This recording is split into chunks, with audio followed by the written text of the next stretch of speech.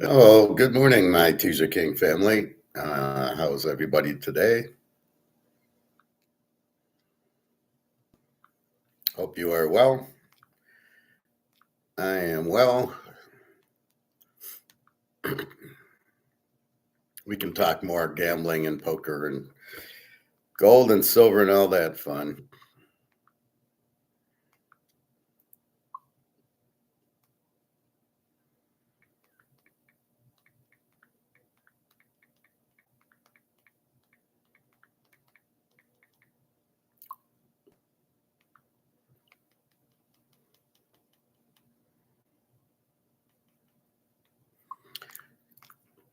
So, what's going on today? Well, let's see. I mean, there's so much bullshit you hear. Uh, these phony AIs with the Basel 3 and all that crap. And I looked up Basel 3 and Basel 3's. There's nothing new coming today with it. So you get a lot of old videos. All right. So we got gold 50.21. Again, the 10 o'clock drop. The same bullshit. Enough, fellas. We know it's all bullshit. And we got 80.89 on silver, which we know will go up. We don't know why it's going down. The whole thing is just so stupid. These bankers, I mean, they think they're smart. They're fucking idiots. I mean, Jamie Dimon and this whole JP Morgan. I mean, these fellas are out of their minds.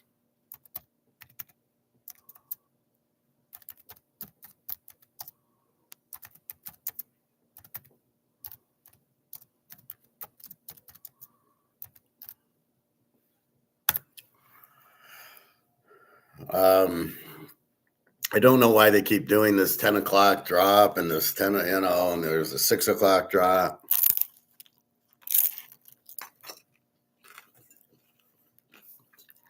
I mean, fellas, not only is the game over, the game should never have been started.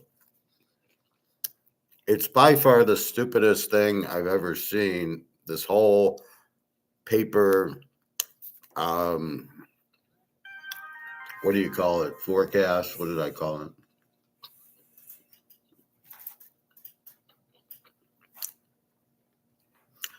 I don't know. I call it something. This whole paper forecast market or whatever it is.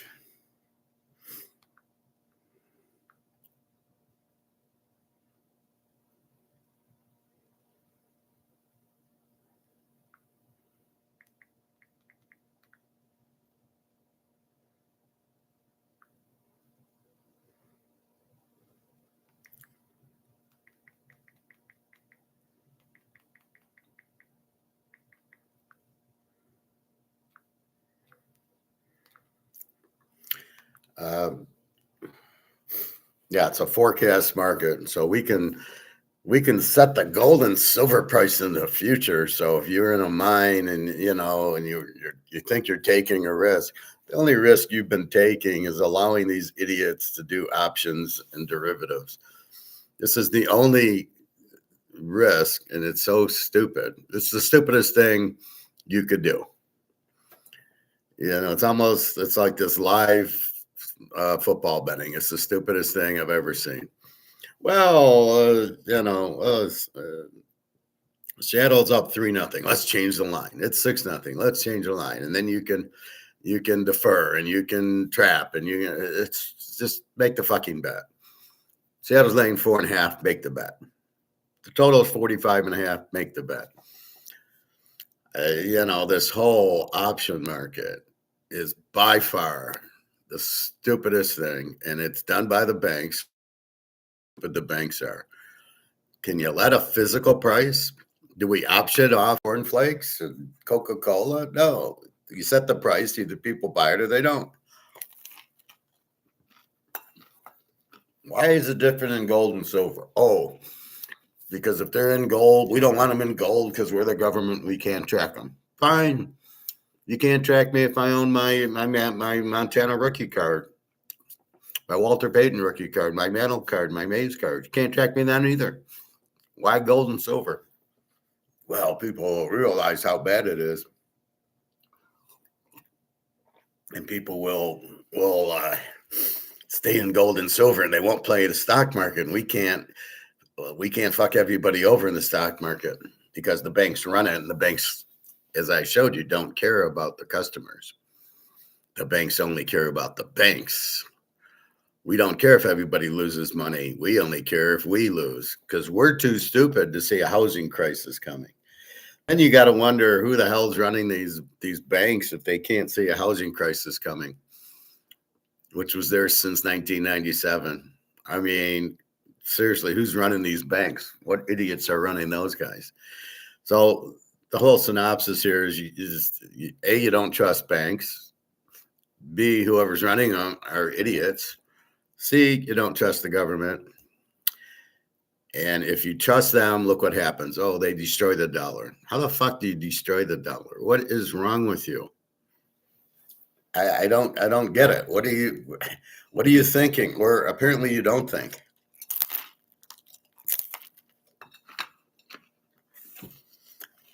You have the idiot CIA going, oh, we'll make money on a war because we'll sell defense weapons. Really? That's new. And what economics are you learning that says that? Because it can't happen. Wars are very expensive. Then you have Jim Rickard saying, oh, no. I'm a Keynesian. And as long as it's the reserve currency, we can print the money and nothing will happen. We can print it and print it and print it and print it and nothing will happen. What the fuck's with this guy? Where did you learn that crap? That's all false. That's all bullshit. So when I hear guys quote Jim Rickards or Andy Schechtman or Bill Howler, I just roll my eyes. Idiots. Jamie Dimon. Oh, he's the most powerful banker. What kind of crap is that, Alligator McLeod? Alistair, he loses. He doesn't. I don't have any credibility. He doesn't have any credibility with me.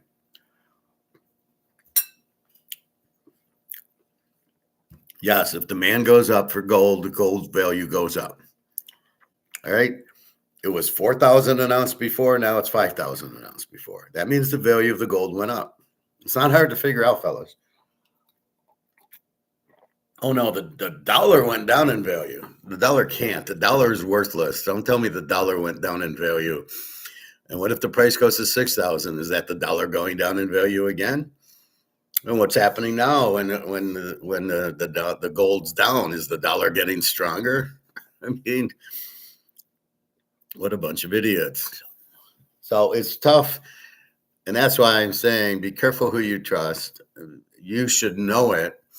See, what you need to do is learn, like I've learned it. So I know everything that's going on here with gold and the economy. And therefore, I don't listen to these idiots. Most of them are wrong. Once I understand that. So I'm advising you to learn. Well, you can't learn listening to Andy Schechtman or listening to Alistair McLeod or listening to Jim Rickards or Rick Rude or any of these idiots. Jamie Dimon, they're all idiots. They're all out for themselves. All they care about is making money and screwing you over. So why would you listen to any of that? You can't listen to anybody in the government. You can't listen to Trump or Scott Simpson. You can't trust George Soros, for God's sake. He wants to crash the dollar so he can make money because it's about him. He has the open society, which is all communists, to destroy everybody. He wants to listen in on your conversations and control you and make you go digital so everybody goes broke. And the whole thing is just totally fucked. What the hell are they doing? How are these people who aren't elected running things? Where have we lost that? Well, it's the government has let that happen. We need a whole new government. We need competition in the government, not a monopoly. And the Democrat and Republican are not competition. They're on the same team. We need 2, 3, 4 different governments. And where you used to elect them, you need one rule, no lobbyist. You can't work for the defense contractor and work in the government.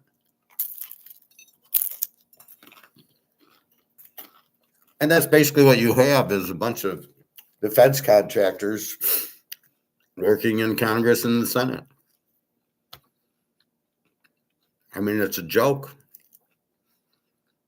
You can't have insider trading where they know, hey, Joey, we're going to buy Microsoft tonight, so make sure you get your stock in early.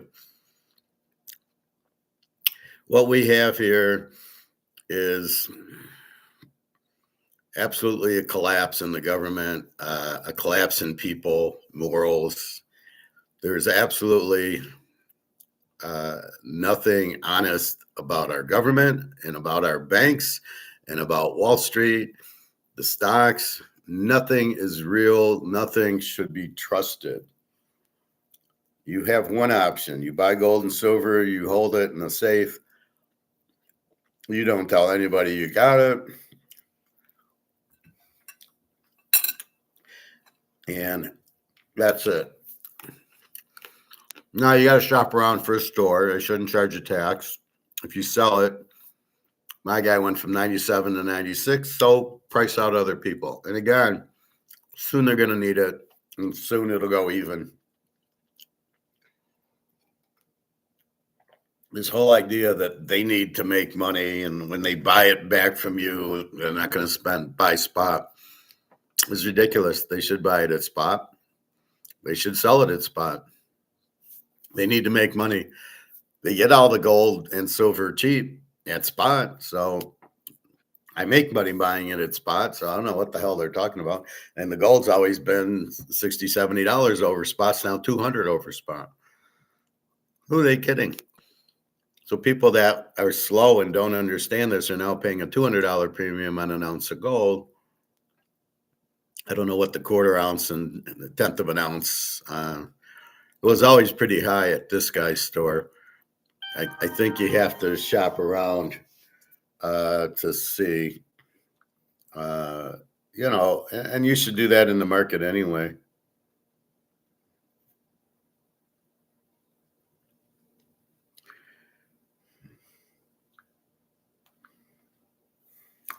I love that. The biggest scam is this money back feature on the credit card. I just got a thing on Venmo. Oh, you can make $20 if you spend $100. What a scam that is, because you have to spend.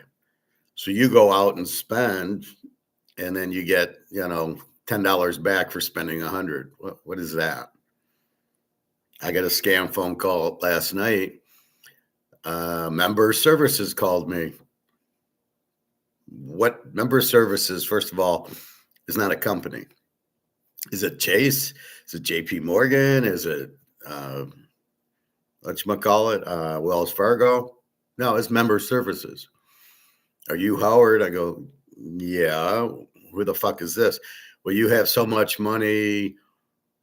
I'm like, who are you? Well, I'm Member Services. Next move, hang up, block. There's no such thing as Member Services. There's Member Services if you're at a bank.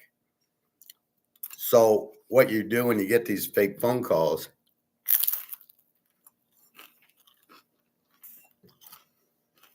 first of all, they wouldn't call at 7:30 at night.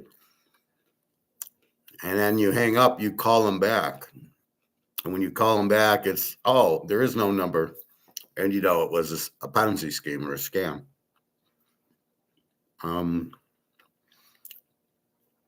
The banks are the worst. They control the money, which they shouldn't be. And it's really ridiculous. And again, I find the biggest problem people have is they're not really sure what's going on. So who do they go to? People they don't know. Oh, we'll go to my financial planner, financial advisor, stockbroker for advice. Why are you doing that? Do you know the person? I went to one in my life when I got done with my undergrad.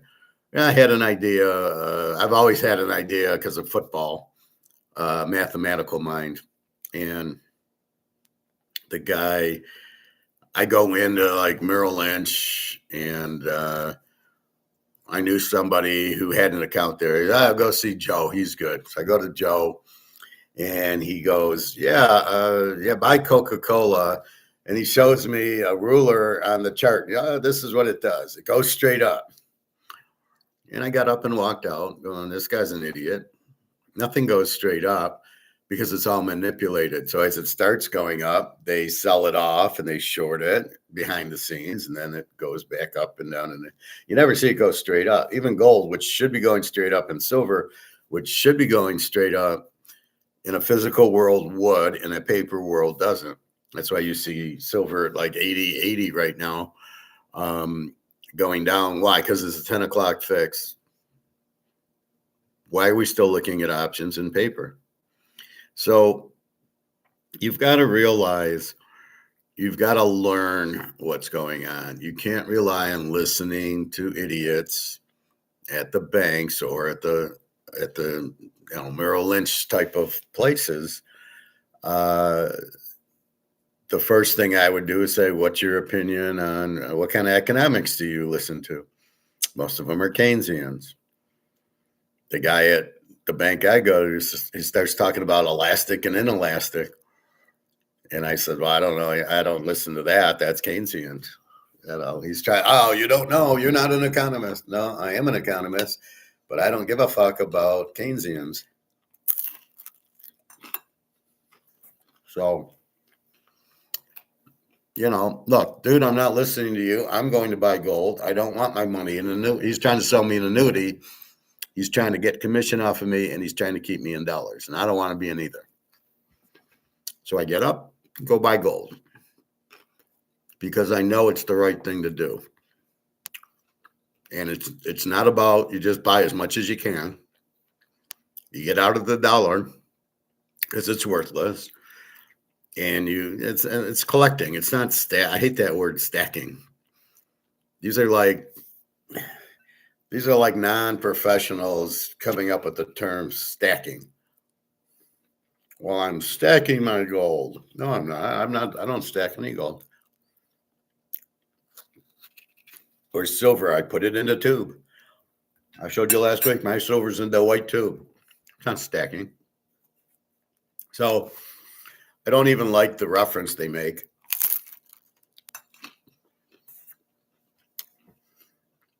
I stack my baseball cards. I don't call that stacking. I'm a card collector. I'm a gold and silver collector. Don't use terms that you don't know. So we buy gold because we know it's the safest thing. And the kicker is it's going up in value, and basically we're off the books. Nobody knows we have it. And we watch go up, and when we sell an ounce or two. We're not buying it. I'm not profit taking, right? I didn't buy 100 ounces of gold at 2,000 to sell 100 ounces of gold at 4,000 and go, look, I made 2,000 an ounce. Big deal. Now I'm back in dollars. Why do I want to be back in dollars? I'm an idiot then. Now it's at 5, it's going to 6, it's going to 10. It's still not a profit. I'm still not profit taking. I'm still not getting out of it. I'm in it because I'm out of the dollar. Now, I learned that. I go to my master's, and I had a good teacher teaching me Austrian economics, who was an Austrian economist. So he taught me. So I learned it. I'm teaching you. So you learn the truth. There's no bullshit here. I'm not charging you to learn it. I don't get a commission. If you buy gold, give me 20%. No.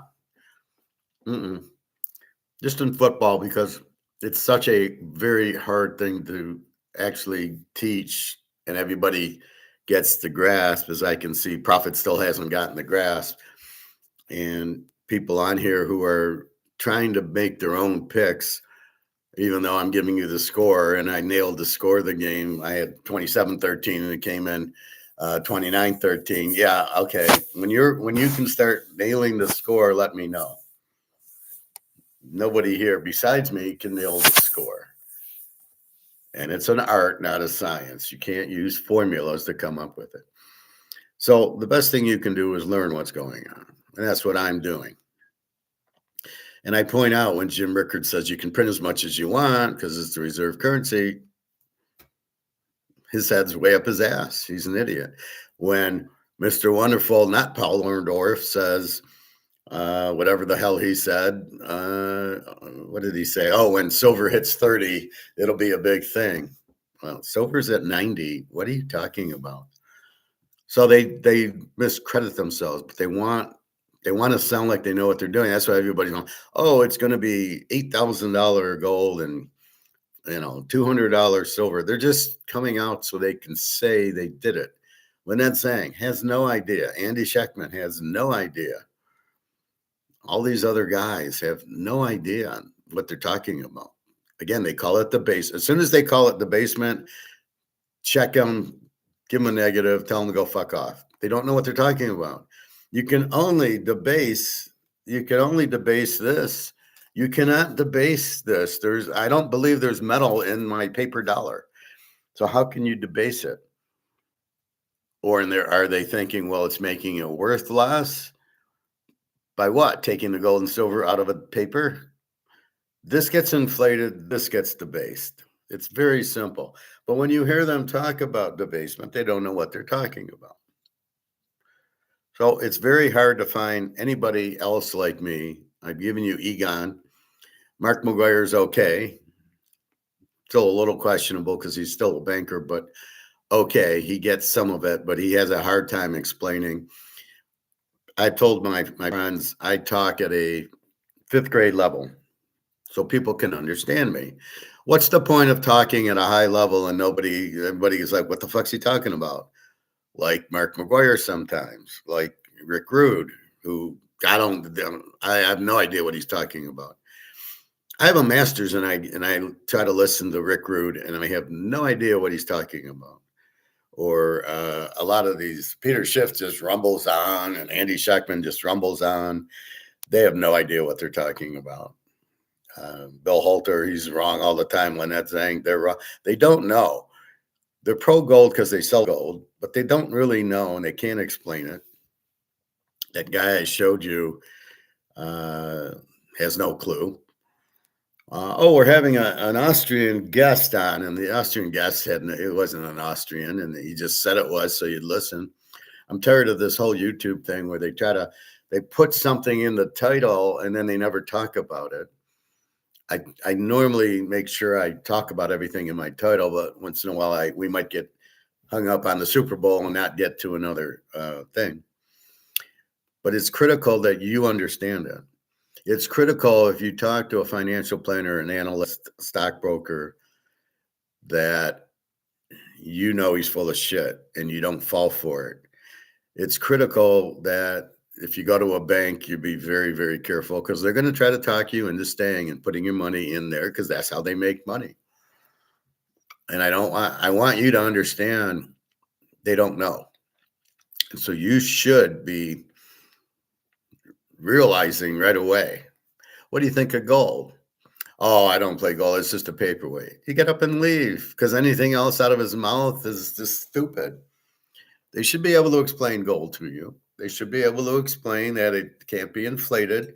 It's been money. The reason it's been money is because you can't inflate it.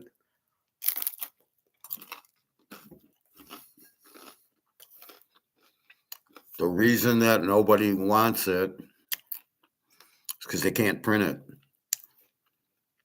So let's say I have $1 million worth of gold. I can print $1 million.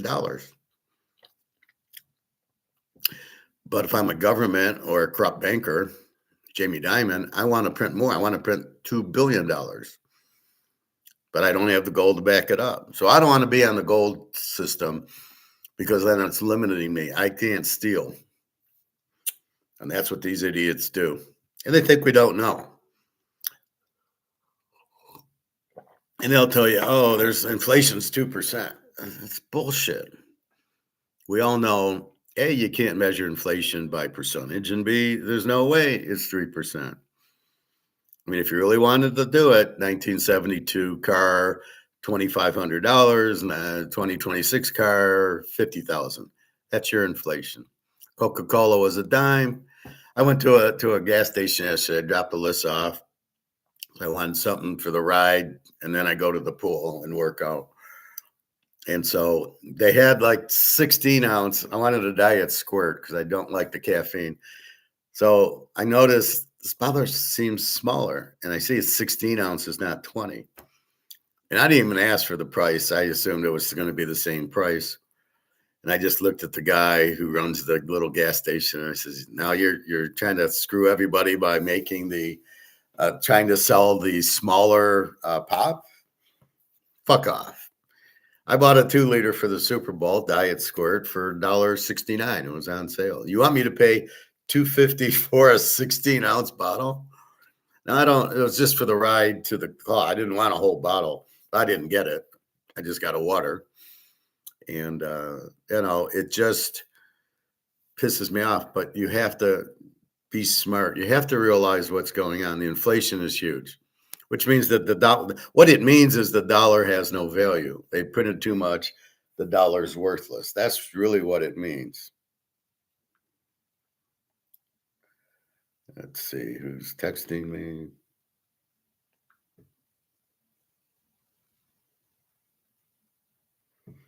Now, here's a text I got. I can't believe it's been so long. Hope you're doing well. See you later. Who is this? I have no idea. It's a strange number. So I blocked the number. I don't waste time like, who is this or anything like that. So, um, the more you know, the less you have to listen to people.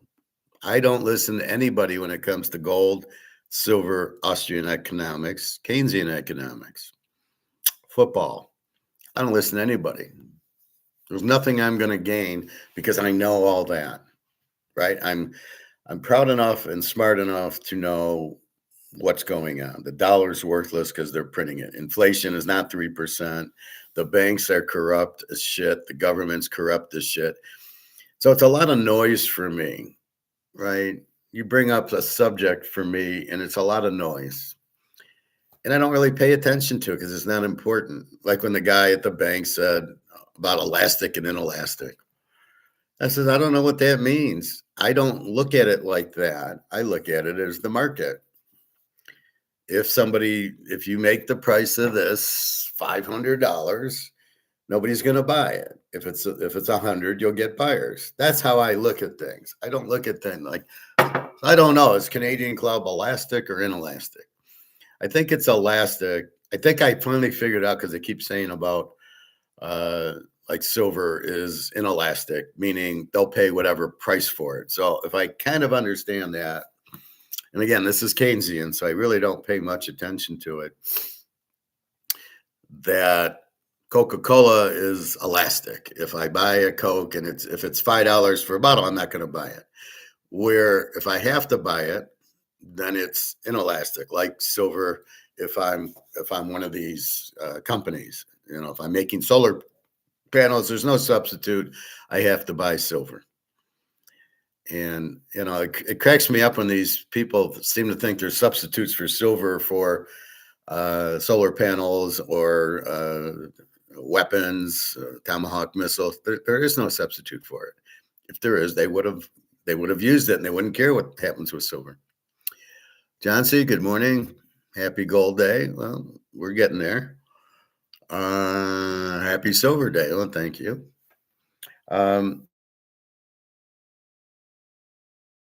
So what we really listen to, right? So who are we listening to? You've got to be very careful. When you hear something, you've got to say, is this real or not? Now we're getting fucked with AI. Mr. Fuji, the AI guy, I mean, he's full of shit. He says things that are not real. At 11:30, they signed this bill to, entrap all the Canadians or something. I mean, it's not true, but he says it, and it's just to get a rise out. They're trying to get you off of thinking critically. They don't like you to critically think because that's their weakness. If everybody realizes the government's corrupt, then we have a revolt and we say we want 3 governments who are going to be limited.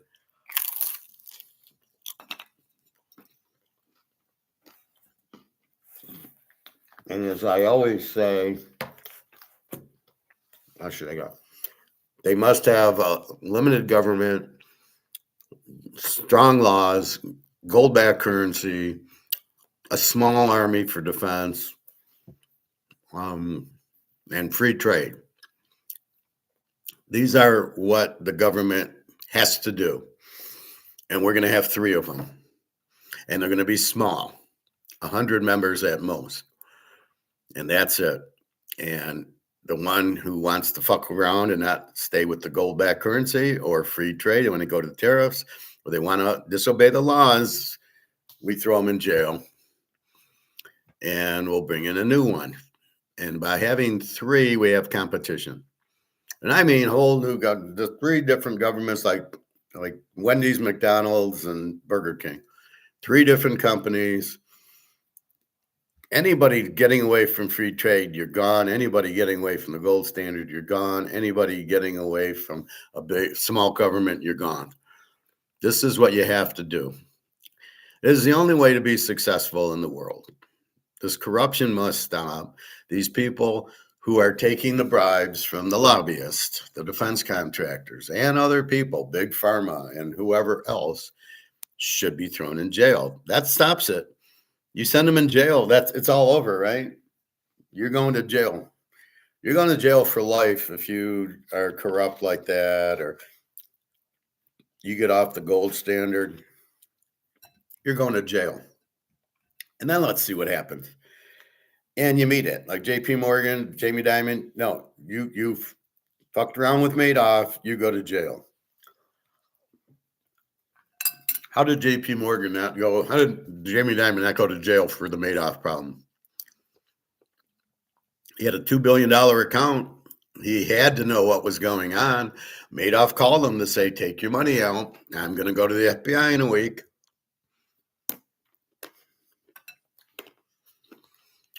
What the fuck? But he gets off scot-free. That's not good laws. That's the problem, right? If you had good laws and there was no escape, Jamie Dimon would be in jail, as well as the whole SEC staff who looked the other way. Don't think the SEC was innocent on this.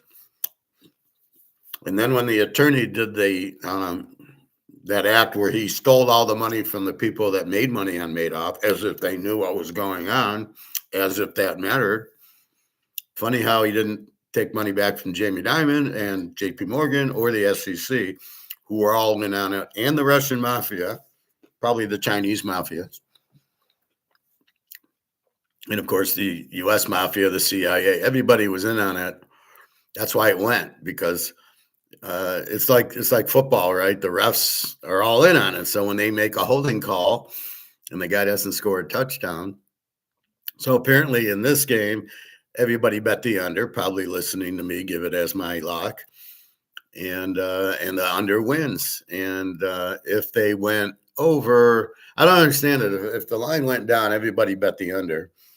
So if Walker scored that touchdown with 2 minutes left to put it over, that would have, how would they have lost money? They would have won money because everybody bet the under. So that didn't make any sense at all that they made money because it stayed under.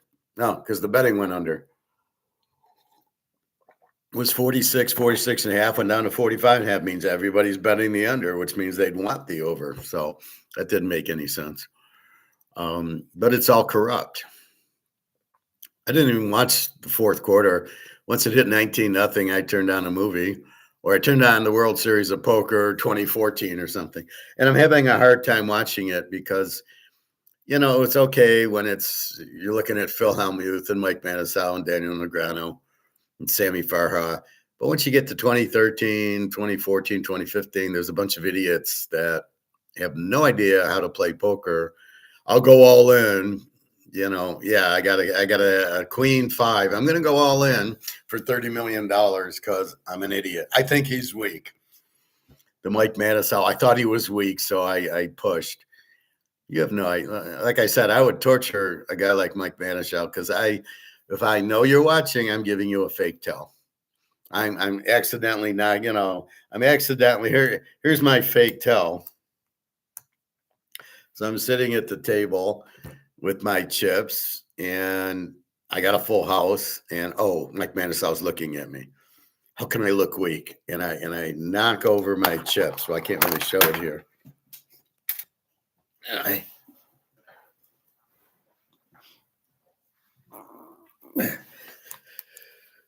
wait, let me show you. Here. Here's how I get Mike Manis out, and I get a little nervous and I do that. And Mike thinks I'm nervous and he thinks I'm bluffing. And yeah, let's go to the sand. He thinks I'm nervous, he thinks I'm bluffing, and he calls me, or he goes all in. And I did it on purpose because I know he's watching. And I want to give a fake tell that shows I'm weak when I got a full house. That's how stupid these guys are. You cannot look at a person and know if they're strong or weak, because I can fool you very easily. Especially if you're a stoic and you know somebody's watching you to see if you're weak or not. Very easy to act weak when you got a full house. So this is their biggest problem, is they think they're smarter than you. I'm a pro. I'm good at reading. Yeah, good luck on that with me. I would destroy them because I know what they're trying to do, and I'm going to not do it. If I was Teddy KVGB, I would have nothing and eat an Oreo cookie, knowing that I have a full house and I'm eating an Oreo cookie. So I'd be bluffing and eating the Oreo cookie. And then you would call me and I'd go, oh, you must have thought I had a full house. Anyway, so the whole key is understanding. You must understand gold and silver. It can't be printed. It can't be inflated. Forget it's been around for 5,000 years. It's probably been around for 50,000 years. It is real money, and it just goes up in value. It's got nothing to do with the dollar going down. It's going up because of people wanting it, like any other product. Why does the Rolex go up? Because of demand, not because the dollar got weaker. So how is the Rolex any different than gold and silver? How is a mantle card any different than gold and silver? Very limited, very highly in demand. It doesn't go up because the dollar goes down, yet people would buy the mantle if there's heavy inflation. The dollar's worthless. Well, I'm going to buy a mantle card because I know that's going up. And all they'll do is switch dollars to gold or whatever they're going to use as money. Digital money, stay away from. The CBDCs, we're not supposed to have in the U.S. Who the hell knows?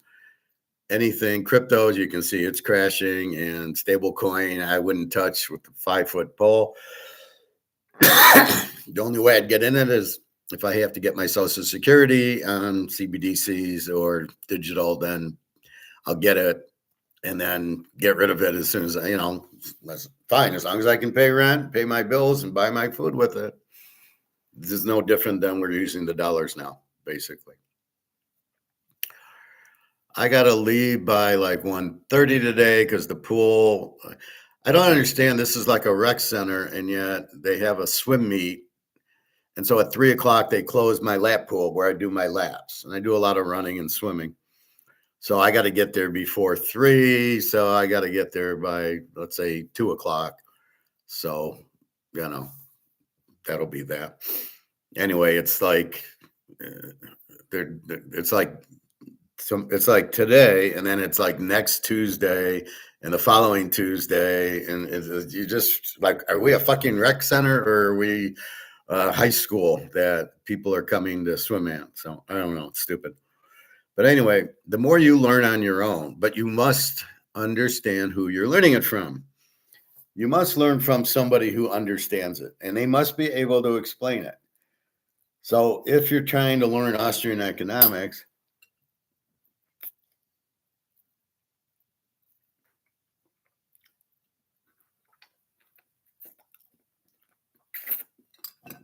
I would not learn it just because he says he's from the von Mises Institute. Like I said, I listened to a guy, and he from the von Mises Institute. He didn't know what he was talking about. And there's different level of teachers, like there's different level of quarterbacks, and there's different level of handicappers. So be very careful. You found your Austrian economics, and I'm teaching you. You have questions. I expect you to ask the question. I don't know. I'll be happy to explain it. I think I do a good job of explaining it because I do it at a level everybody understands it. I show you Mark McGuire and Egon because it gives us some insight, and then I can explain it because I don't know what's happening in Russia and China as I should. So with that said, be careful. Do not just run to Merrill Lynch or JP Morgan, or especially JP Morgan. I wouldn't run to at all. These guys they're just cruel criminals. So you go to Bank of America or Comerica or something, but you're not going to learn from a salesman. So if you go to the salesman, say, I'd really like to learn Austrian economics, or I'd like to learn gold, you'll never learn anything.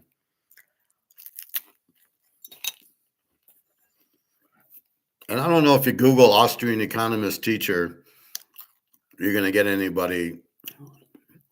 You got to come to me, what you found, because I'm teaching you straight what it is, and I back it up with what it is. This is not propaganda for me. It's just you want somebody like me teaching it to you, because at the end of the day, John C. wants to learn economics, Austrian economics, not Keynesian. There's only two types. There's Austrian or Keynesian. MMT's Keynesian. These other guys that say they're economists, I don't know what they're talking. They're not economists. Or I don't know what the word means.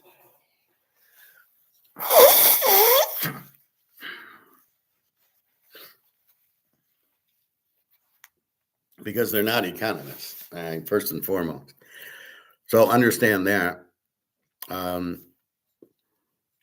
You've got to be careful. Bill Halter doesn't know what he's talking about. Again, as soon as they call it, as soon as they mention the term deflation or mention the term debasement instead of inflation, leave. They don't know what they're talking about. You can't debase a dollar. That's my favorite pet peeve. It's inflated. You're printing it to death. It's worthless. It doesn't get worthless by taking the gold and silver out of the dollar. And gold does not go up because the dollar goes down. Gold goes up because of demand, like anything else. And we've kind of broken COMEX, hopefully. It's still there. The banks are still criminals making money on their little option games that should be highly illegal. What they're doing, I don't know, but they're totally illegal. You can't price fix. Price fixing is not legal. Okay. It's a free market. In a free market, the market determines. Once you get away from the free market, that's not legal. That's not in the Constitution. Not that we use the Constitution anymore. So if you learn and understand, and then you walk into a bank, what do I do with my money? Oh, buy an annuity. Or you talk to your financial planner, financial advisor, stockbroker. Oh, buy Apple and Amazon. Turn around and leave. The only answer is to buy gold and silver. If you want to diversify, buy a Manuel card, buy a Picasso or a Van Gogh, buy a Rolex or some other nice limited watch. But they're kind of expensive.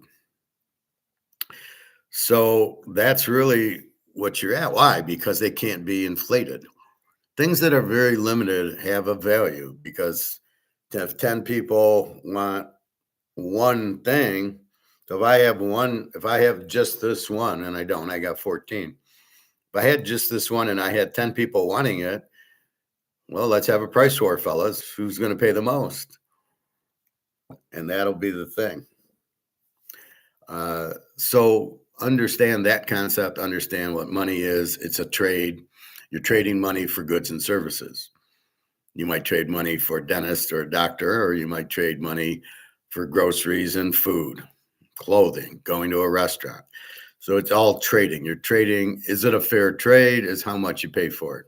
If you're going to go to a restaurant, they charge you $100 for a steak. You're gonna. It's not a fair trade. I don't want to spend $100 because I can get 5 steaks for 20 a piece. Why would I buy one steak for 100? Oh, you make it. How do you make it? You put it on a fire and you burn it. What is that? Oh, it's seasoned. I can't. I season it better. So it's about trading it. So once you understand what a market is, supply and demand, people buying and selling, I can only sell if there's a buyer. That's what business is. It's got to be a fair trade. I'll give you what I think's fair. I'm willing to give you $10 for Canadian club, but not 20. Okay, so that's what a fair trade is. A free trade is there's no tax on it. So I trade with somebody in Britain or somebody in France, there's no tax on it. And so once you are understanding all this, then you go and it helps you understand what do you do? Oh, I realize the dollar is being printed and printed and printed. It's not worth anything. I believe the prices are because the dollar is not worth anything and it keeps getting printed. And the dollar's worthless. I understand that. I understand the point to get out is to go into gold and silver because it can't be inflated. So you start understanding the whole game. And so if somebody calls you up, I keep getting these texts about, I got a stock going up 20%. No, you don't. You're not getting me out of my gold and silver. And I'm certainly not going to get into a stock as the stock market's going to crash. I saw the stock market was 50,000 yesterday. And I laugh because they try to make it sound like they're trying to correlate the stock market to the economy. Well, look how good the stock market's at 50,000. So the economy's going well. And you're like going, well, we have a $39 trillion debt. How can the economy be going well? And they don't even understand trade. They think, well, it's a trade imbalance, which they don't even know what it is. And it's not a trade imbalance. If I trade silver for money, so I have 10,000 of these and I get, $200 each. So I sell my silver and I get money in, or let's reverse that so it's easier. That's what's happening in the US. So I'm buying the silver. So I give them money and I get the silver in. Is that a trade imbalance? Because I bought all the silver, but I didn't trade them anything. I did. I traded them money. And that's the thing that these idiots aren't understanding. Trump sounds like an idiot. Well, you have a trade imbalance. No, you don't. You've traded them money for goods and service. So we got Nikes and tennis shoes and golf clubs, and we gave them money. It's a fair trade, and that's an even trade. There is no imbalance. We don't have to sell them goods because we bought their goods. We traded them money for their goods, so therefore the trade's even. There's no trade imbalance. There's no such thing. It doesn't exist. It's the dumbest comment in the world when you think there's a trade imbalance. So again, understand what's going on. Then it's like, again, I use the Titanic a lot because it's very fifth gradish, right? Everybody understand. You hit the iceberg, the water's coming in. Go to the lifeboat. Very simple, right?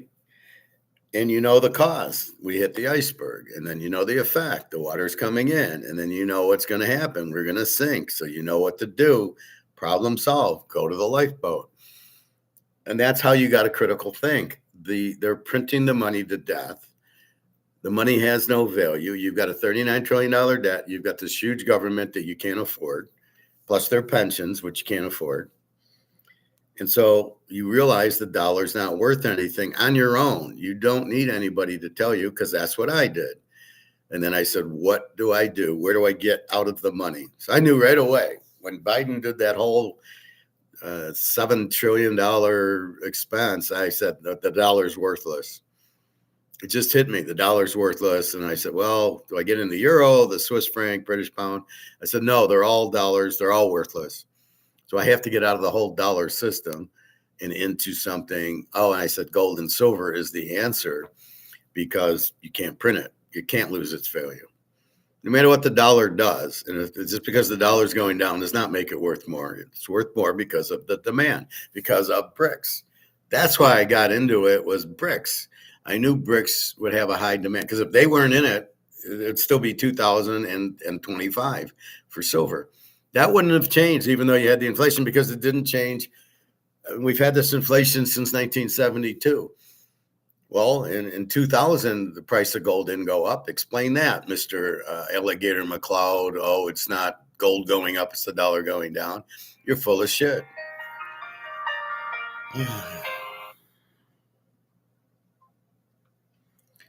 You're full of shit. You don't know what you're talking about because it didn't. Why didn't it go up from 1980 to 2020? Why didn't gold go up?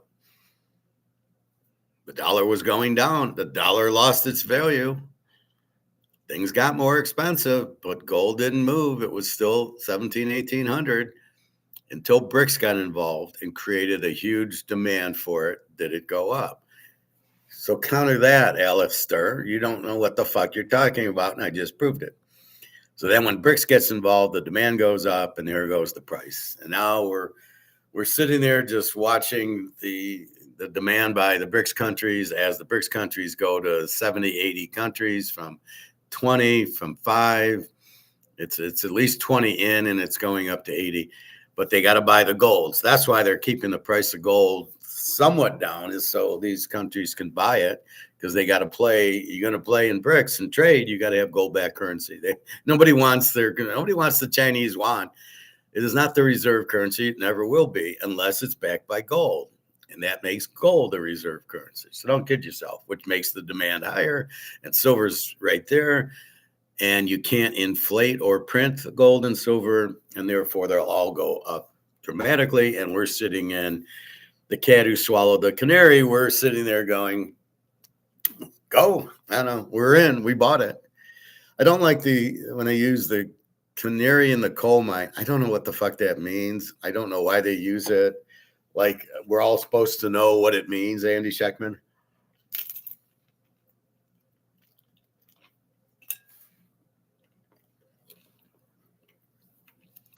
It's like it's their private little joke, and we're like, I don't know what the fuck you mean. I don't give a shit. It's stupid. If you're going to use it, explain what the canary in the coal mine means. Doesn't mean anything. There's a canary in the coal mine. Okay, so who cares? Could be a robin. It could be a cardinal. It could be an oriole. Anyway, so the more you understand and the more you know, the less you need to listen to chuckleheads. Right? Now, Egon helps us a little, and Mark McGuire helped us a lot, explaining what happened when the silver dropped. What happened? Right? Margin calls and okay, now we understand it. It didn't make sense, because why would gold and silver be going down in the first place? They should only be going straight up in the physical world. Why are we using a paper? Pricing is beyond me. Should only be physical. It's like I said, it's like selling this. Why would I have option pricing on Canadian Club? Just let me sell it in the fucking grocery store. Here it is. You want to buy it? Fine. That's the cost. If you don't want to buy it, nobody buys it, I got to lower my price. Otherwise, I can sell it. What the fuck? What the fuck are you talking about? So this is the problem with it. So understand that. Do not get into the banking. Do not get into real estate trust. Do not get into houses like you're going to make money. It's good to own the house, but just to live in it, not to make money. And don't get into the stock market or Bitcoin. You're not going to make money at it. I saw Bitcoin last night, just curious, 68,000. Oh, it's not a million and it's not 120,000. Oh, I guess Larry Fink and Trump got out of it, and all the regular people who are in it like idiots for no reason because they don't know and why it's up or down are getting hit, but not Larry Fink and Trump. And I don't know if that other guy is still in it or not. He's losing his ass, I think. He sounds like the big Ponzi schemer, Michael Saylor. It's digital gold. Oh, really? Oh, okay. Sure it is. See, that's where I would challenge him and know exactly what I'm talking about. And he couldn't answer my questions with legitimate answers. He would do a Peter Schiff, and he'd dance around the question without, well, what's 2 and 2? Well, it's a math formula and da da da da da, and it's not 3 and 3, and it's not 5 and 1, and it's 2, and never tell you the answer is 4. That's Peter Schiff. That's Andy Shackman, and that's probably Michael Saylor and all these other idiots. So now that you're armed and you understand, why are you getting into gold and silver? Boom. Why are you getting out of the dollar? It's not worth anything. Gold and silver can't be inflated. You understand what a market is. You understand substituting it. Yeah. Like this week for the Super Bowl, I got New York strips at $9.99. I couldn't believe it. $9.99 a pound for New York strip. Normally $19.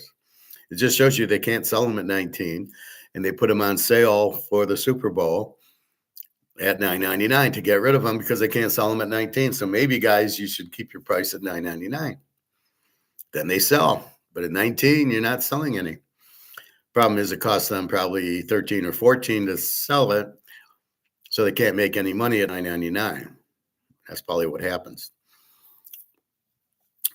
What else? So you want to know supply and demand. You want to know like how limited is something, which is why a lot of people buy Rolexes and buy Mano cards and things like that. They're very limited. So if you can but there's got to be demand. So like, oh, you can buy an old bottle of wine or something. Is there any demand for it? Maybe in the wine community, but that's it. Everybody knows Mickey Mantle or Joe Montana or Tom Brady, but that's it. NFL fixed. I don't know. I think people get a little bit carried away. Is it fixed or not? Like I said, that one play, there was a holding call. Oh, it was the only holding call of the game. Well, was it holding? I don't know. I don't think they should have called it, but I don't think they called it. They didn't know he was going to score a touchdown on the play. When they called it, he was right at the line of scrimmage. And as far as I'm concerned, everybody bet the under, so it would have been a benefit to the casinos if it would have went over. It would have been a benefit, not it wouldn't have hurt them if it went over, because everybody, obviously, because the line went from 46.5 to 45, means people bet the under. So I don't see everybody cashed that it stayed under. I didn't care. I had a teaser. That's the beauty of a teaser. I was under 52. So even if he scored, I'm still fine. So anyway, that's kind of what happened. There's a lot of hype that's going into like, oh, Drake May's the MVP of the league. Yeah, he looked really good against Seattle, didn't he? Sacked 6 times. How many interceptions did he throw? 2 or 3. Did he have any fumbles? Did he get out of plays because he could read the defense? No. So I'm really not. Drake May is nowhere near. If he's the MVP of the league, they might as well shut it down. If you're telling me he's better than Mahomes and he's better than Joe Burrow, I'd have to say you're out of your fucking mind. There's no way anybody's better than Mahomes except for Joe Burrow. If you're looking at the best player in the league, Drake May, again, they had the weak schedule, and Stafford had to play Seattle twice and the Niners twice, as well as what did he win? Did they play Philly and lost? But he had a great season. I mean, he throws it to Pukanuka. That's not easy to do. He's probably double covered every play, but yet he still gets the ball to Pukanuka. Stafford was the MVP this year, but the best player in the league still Mahomes. I don't care what you say; it's always Mahomes. He's the best player in the league, not Lamar, not Josh Allen. It's always Mahomes. The only one that comes close is Burrow. Stafford this year. So the whole award's a joke, but they're trying to sell you on Drake May is this good player, and he's not. And he showed it in the Super Bowl. In the biggest moment, he disappeared. Nowhere to be seen. What? They got 7 or 8 times, 3 and out, and punted. 7 or 8 times in a game. We know Seattle's got a good defense, but the Rams lit them up for 27 points. So don't act like you can't get a first down on this team. So that shows you how weak Drake May is. And Vrabel was in over his head. And, now the offensive coordinator from Seattle going to be the coach of Oakland. I question that. I don't know that he's any good. Okay, you get Mendoza. So what? The guy who's never coached before is now going to have Mendoza, a guy that's never played quarterback in the NFL, whose season before at Cal, he threw a whopping 16 touchdowns and 6 picks. Oh yeah, that's the guy for me. Mendoza's very overrated, just like Drake May is. Mendoza's not going to. Oakland will not do anything with this Kubiak.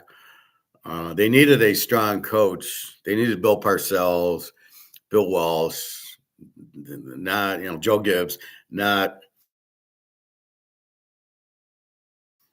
Kubiak.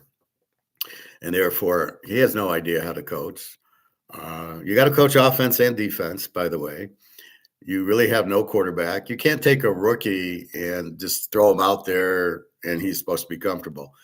I mean, I'm watching these old World Series of Pokers, right? All of a sudden on ESPN or on YouTube, they've come up with this Poker Go, and I'm watching the 03 and the 04, mostly the final tables or maybe the final 2 tables. And there's pressure because they've never played. They have to get used to playing in the final table or getting final 27. It's a pressure thing. You have to get used to it. If I played on a TV broadcast of poker, it would take me 2 or 3 times to get used to. I'm on TV. Oh, I'm playing against Daniel Negreanu and Phil Hellmuth. I'd have to get used to that. Not that I couldn't beat them, but I'd have to get used to it. Right? Just like you get used to anything. There's a pretty girl, and you want to ask her out, and you go to dinner. You got to get used to being with her. There's that time that you get used to each other, and the trust is there. There's got to be a trust, and that's the thing I always say is, I'm giving you my time. I'm taking you for dinner, but I'm giving you my time, and I'm driving you, and I'm paying for the dinner. So I'm giving you a lot right there. So you've got to, do you respect that or not is really what you're looking for.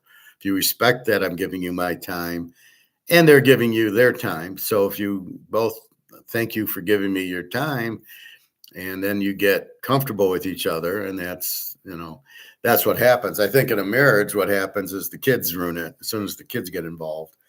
You're not used to that. You don't know how to handle kids. You've never been taught it. The wife over exemplifies the kid. Oh, Johnny's crying. I gotta go. And you change the diapers, and then all this stuff. So again, it's a new variable that enters in.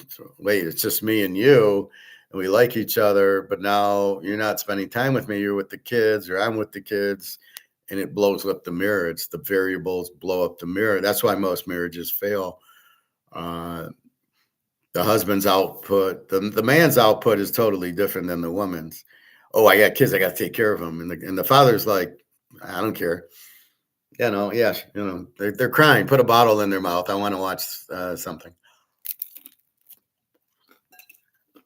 And I think that's the thing. Plus, if we see another pretty girl, we're going to be interested in talking to her.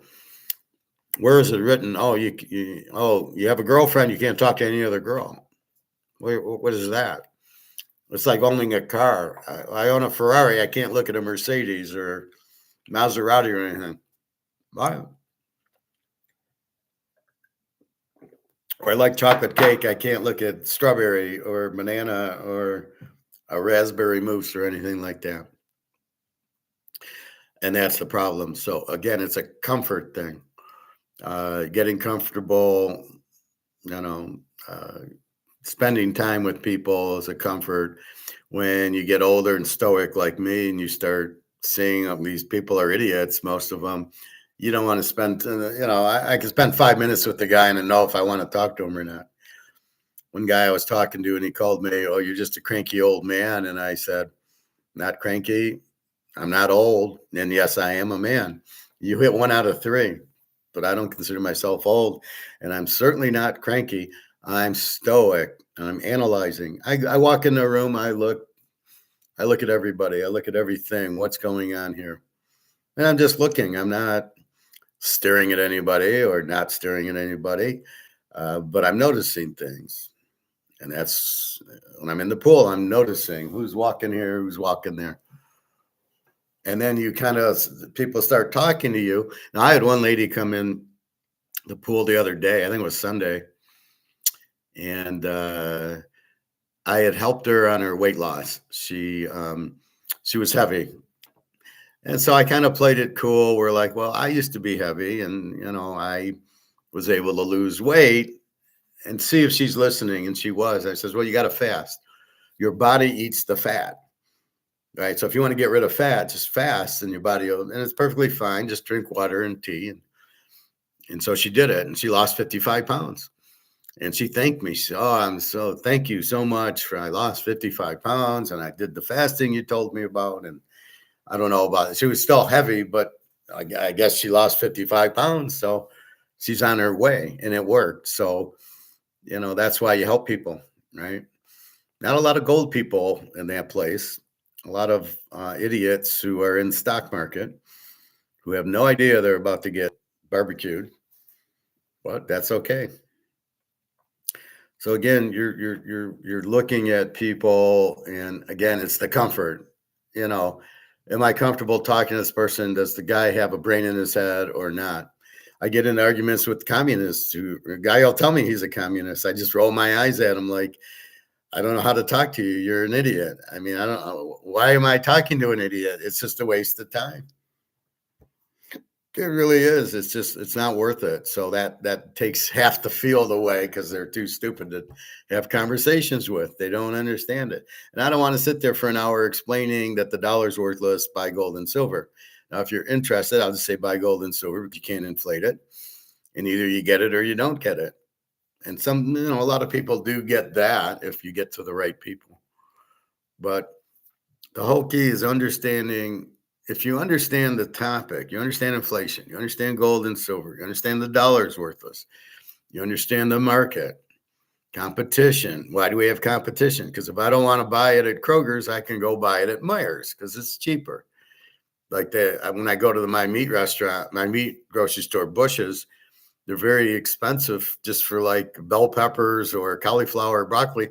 So I go to Meijer's and buy that because it's broccoli. It doesn't matter. There's no name brand, right? Maybe it's better. Maybe you went to a farmer who has better cauliflower and broccoli than Meijer's. And that could be. But generally, I don't notice it. I mean, cauliflower is cauliflower. So if it's cheaper at Meijer's, I'll go to Meijer's and buy it. Again, that's competition for you. All right. Poker, again, it's a comfort level.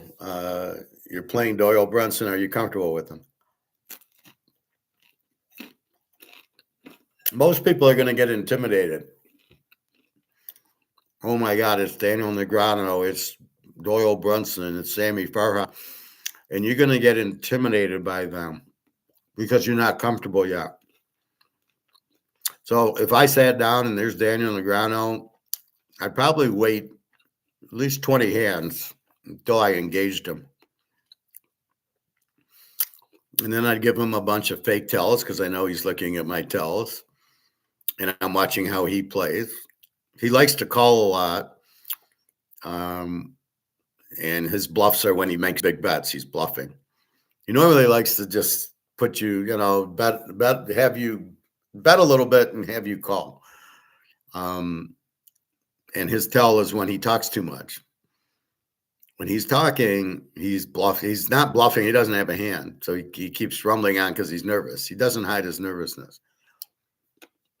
So you would watch and observe. I did play with a pro at Caesars once, and I did bury him pretty good. I actually taught him. We're playing 1-2, no limit, whatever. He's sitting to my left. He's the duck guy. There's some poker shows, and he was in a tournament with Doyle Brunson, and he's like a quack guy, the duck guy, whatever. And I noticed him. And, I'm playing, and I don't pay any attention to him. I'm playing my cards, and I'm winning. And then I'm out, and I kind of, I don't know if he showed me his cards or whatever, and he had like a pair of jacks or queens, and somebody was in on a draw, and he bet very lightly, and then the person hit the draw on him. And I said to him, "You didn't protect your cards. You should have made a big bet and protected your pair of queens or kings or aces, because he's drawing, and make him pay for the draw, and he'll probably fold because he'll realize his odds are bad. But you bet $10, you're not going to get the guy out for $10 if he's on a flush draw or straight draw." And he looked at me and he said, "Wow, that's a good idea. Thanks." This is a pro who wasn't even on my level. I couldn't believe that he was a pro. So you got to learn poker just like we learn economics. If you got a decent hand, you want to protect it by making a decent sized bet. You got to be careful bluffing. I don't recommend bluffing very, very little. I don't care if somebody, if I got kings and I make a bet and they know I'm strong, I don't care. I'm here to win, and I'm going to win if I bet my hands. And that's as far as that goes. So what I see, the biggest thing watching these poker, now it's different in a poker tournament and betting cash where there's no tournament.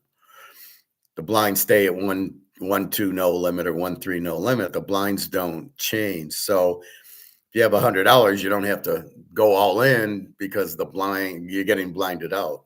Where in the tournament, the blinds keep going up and up. So now you might have $500 and the blinds are 200. Well, you're fucked. You only got two more hands. But the biggest thing I see is people playing ace king like it's a good hand. It's not. And going all in on it. I've seen that quite a few times. Ace king, I'm all in, and then people fold, or some of them fold, some of them call them. I got a pair of nines, I'm going to call you. That's the dumbest move you can make is going all in with ace king. Ace king's nothing. It's not even a pair. It's good pre-flop, like aces, but after the flop, it's not any good. If you didn't hit the ace king, there's a chance whatever he's holding or the other person, they probably hit it. Because I didn't hit it, and there's three cards out there. Somebody probably hit it. So I don't really get the strategy of going all in with ace king, or even thinking ace king's a good hand, because it's not a pair. Now, if the flop comes and you hit your ace or your king, now it's a little more powerful, depending if there's straights or suit or three of a suit out. Or three clubs flop, it's nothing. 7, 8, 9 flops, 7, 8 ace flops, it's nothing. So be very careful. Watch the betting is the key to poker, not the tell, because I can fuck you off with the tell. I can give you a fake tell, but I can't fake my bet, right? The only time I'll check is if I flopped a full house or I got quads. I'm not betting.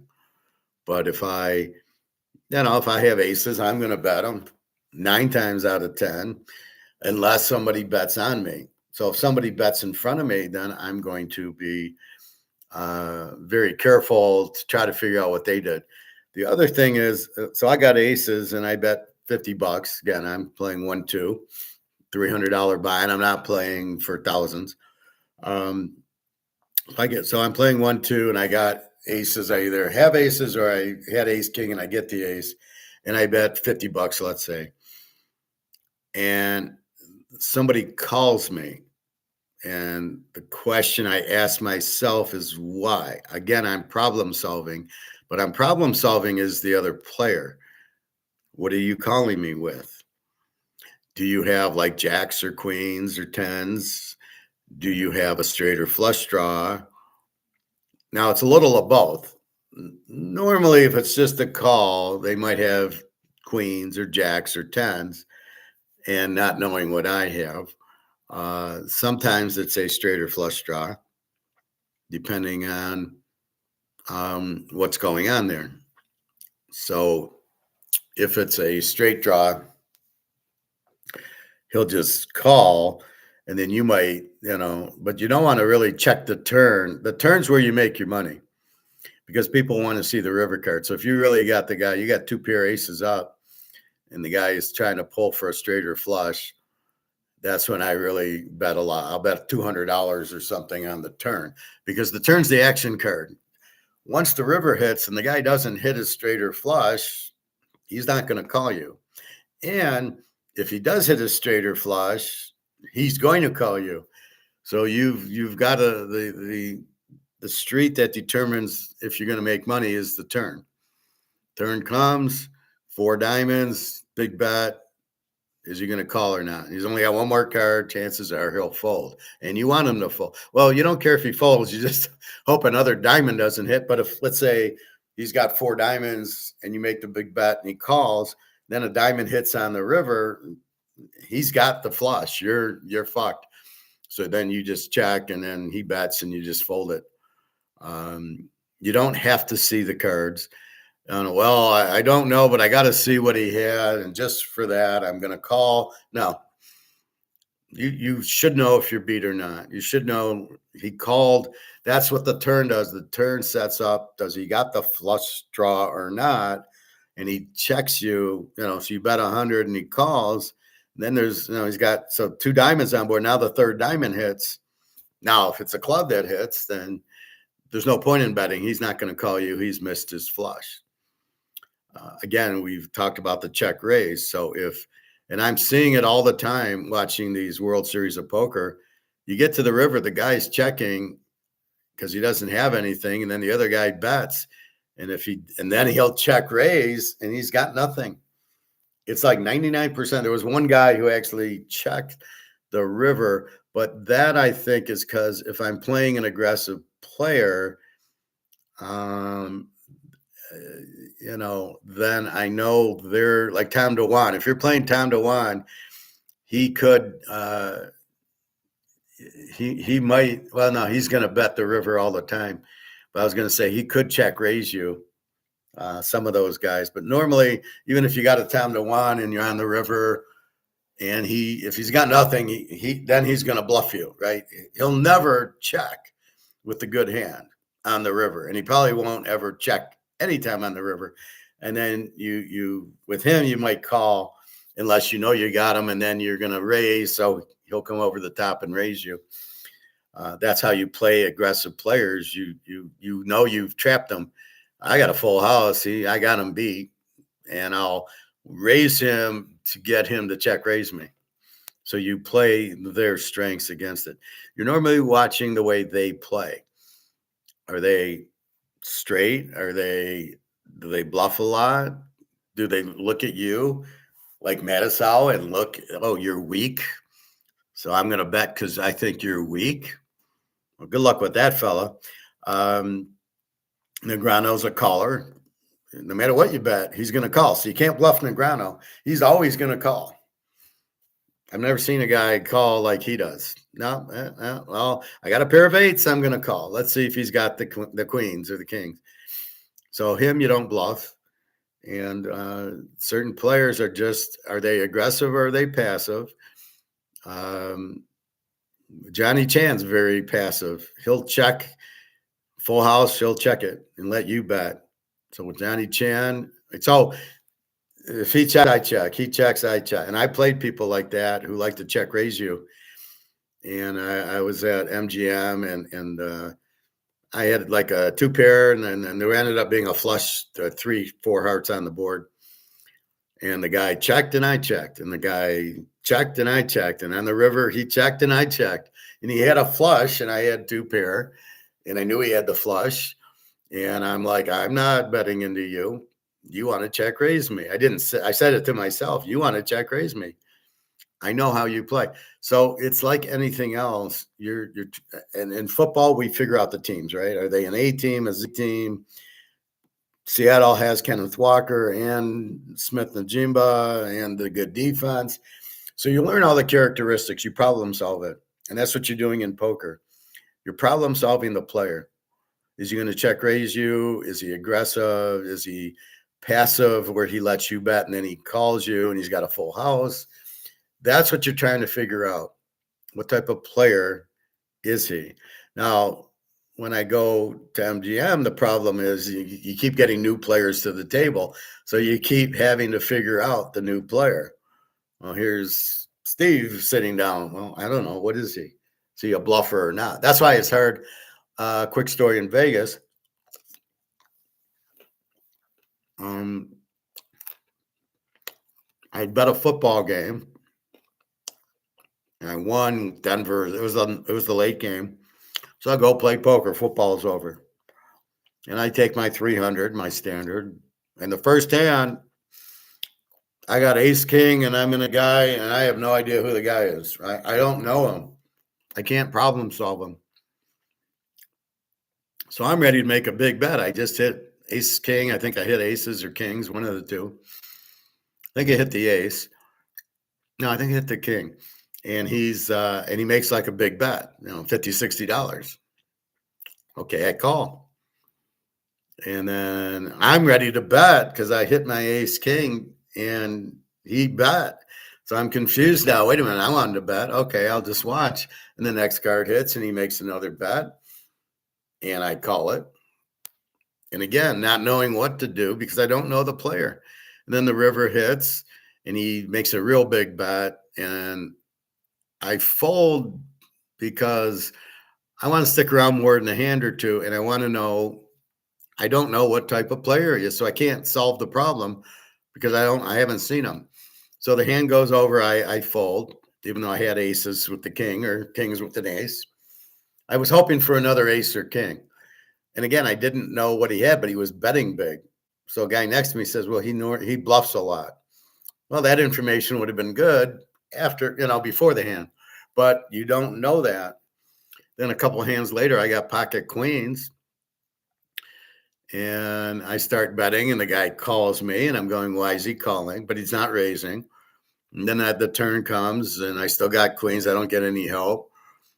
And I think I make a bet. He calls, and then the river comes, no help, but no ace, no king, and I check, and he makes a big bet, and I go, does this make sense? And I'm going, my spider senses said to call, and I called, and I flipped over the queens, and I beat him. I don't know what he had. He didn't show. He was bluffing because I checked the river, but I had queens, but I did call it. But again, it's knowing the type of player you're playing against. Now, these pros you see on TV, you know what they do. The World Series of Poker must be incredibly boring and incredibly impossible because you keep getting new players to your table that you have no idea how they play. So how in the world can you play? You can't problem solve them. So if I sat down at a table, I probably wouldn't play the first 10 hands unless I get dealt aces and kings, and then I have to. But the last thing I would do, I saw Johnny Chan sit down, and he moves to a new table, and he's got a lot of chips. And he looks, he's got pocket kings. And he makes some bet. And then the guy a couple seats away has pocket aces. So here's Johnny Chan about to get busted because he's got kings. The other guy's got aces. The other guy puts them all in or most of his stack, and he calls without knowing anything about the other player. He calls and aces the kings. He loses. And I would have said don't play till 10 or 12 hands when you know the other players.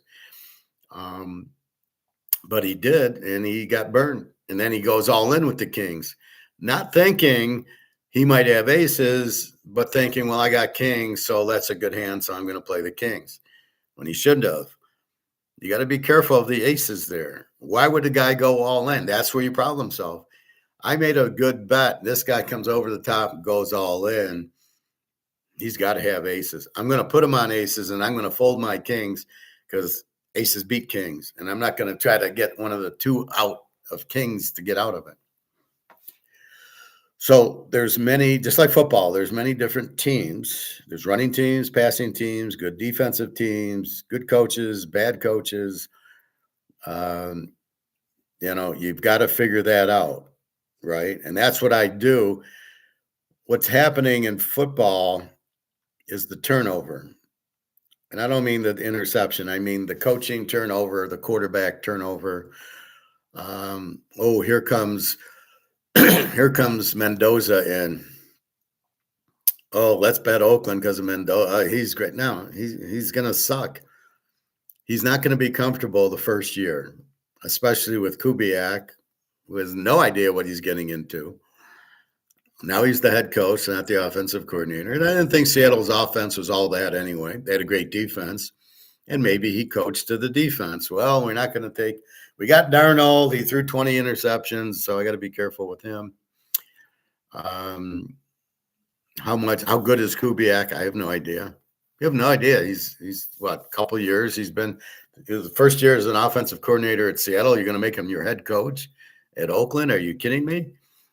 Oakland will probably win 3 or 4 games next year. That's it. Now, what'll help them is they'll have the weak schedule. Mendoza won't help them. The 16-6 Mendoza could just as easily pop up because he had a better team in Indiana. Remember, against Ohio State, he got a lucky touchdown to go up 13-10 and win. And against Penn State, he threw an interception that got him down that he had to come back and make a miracle throw to beat him at the end there. So if he's all that, he didn't light up Iowa. They beat Oregon 30-20 in the regular year. So he's not Joe Montana. Don't ever think that. You'll know Joe Montana when you see him. Game's on the line. You're down 3 or 4 points, and he drives you down and scores the touchdown with 20 seconds left. And that's the guy you're looking for. His name this year is Dagiopava. Comes back at the end of the game. He beat Alabama. He played Texas strong both years. He did lose to Alabama, but it wasn't his fault this year. And played Tennessee put up 50 on Tennessee, which shut out Florida the week before. So be careful there. This one's from Louisiana. Maybe it's Joe Burrow calling. So you got to be very careful. You've got to problem solve everything. Is it a girl? You got to problem solve her. What kind of girl is she? I can see she's pretty, or I can see she's not pretty, and then I can see, am I interested in her? Do I want to spend time with her? And problem solve her. And you can see, I think the biggest key is, can I trust her? No matter how pretty she is, can I trust her? Is she only after my money? And that, oh, no, she just wants my money. What does she do for me? And what do I do for her? And, so you do things for her and she doesn't do anything for you. Yeah, that's a waste of time, even though she's pretty. So you got to get past that and problem solve it. You're problem solving football. You're basically problem solving the team. How good are they? Seattle, that was a joke. We nailed the game. Seattle under Seattle was a joke. It was probably the easiest bet I had all year. I think there's a few other easy ones I had. The Bears Ram under, that was very easy. It's 0 degrees outside. So you're looking at that.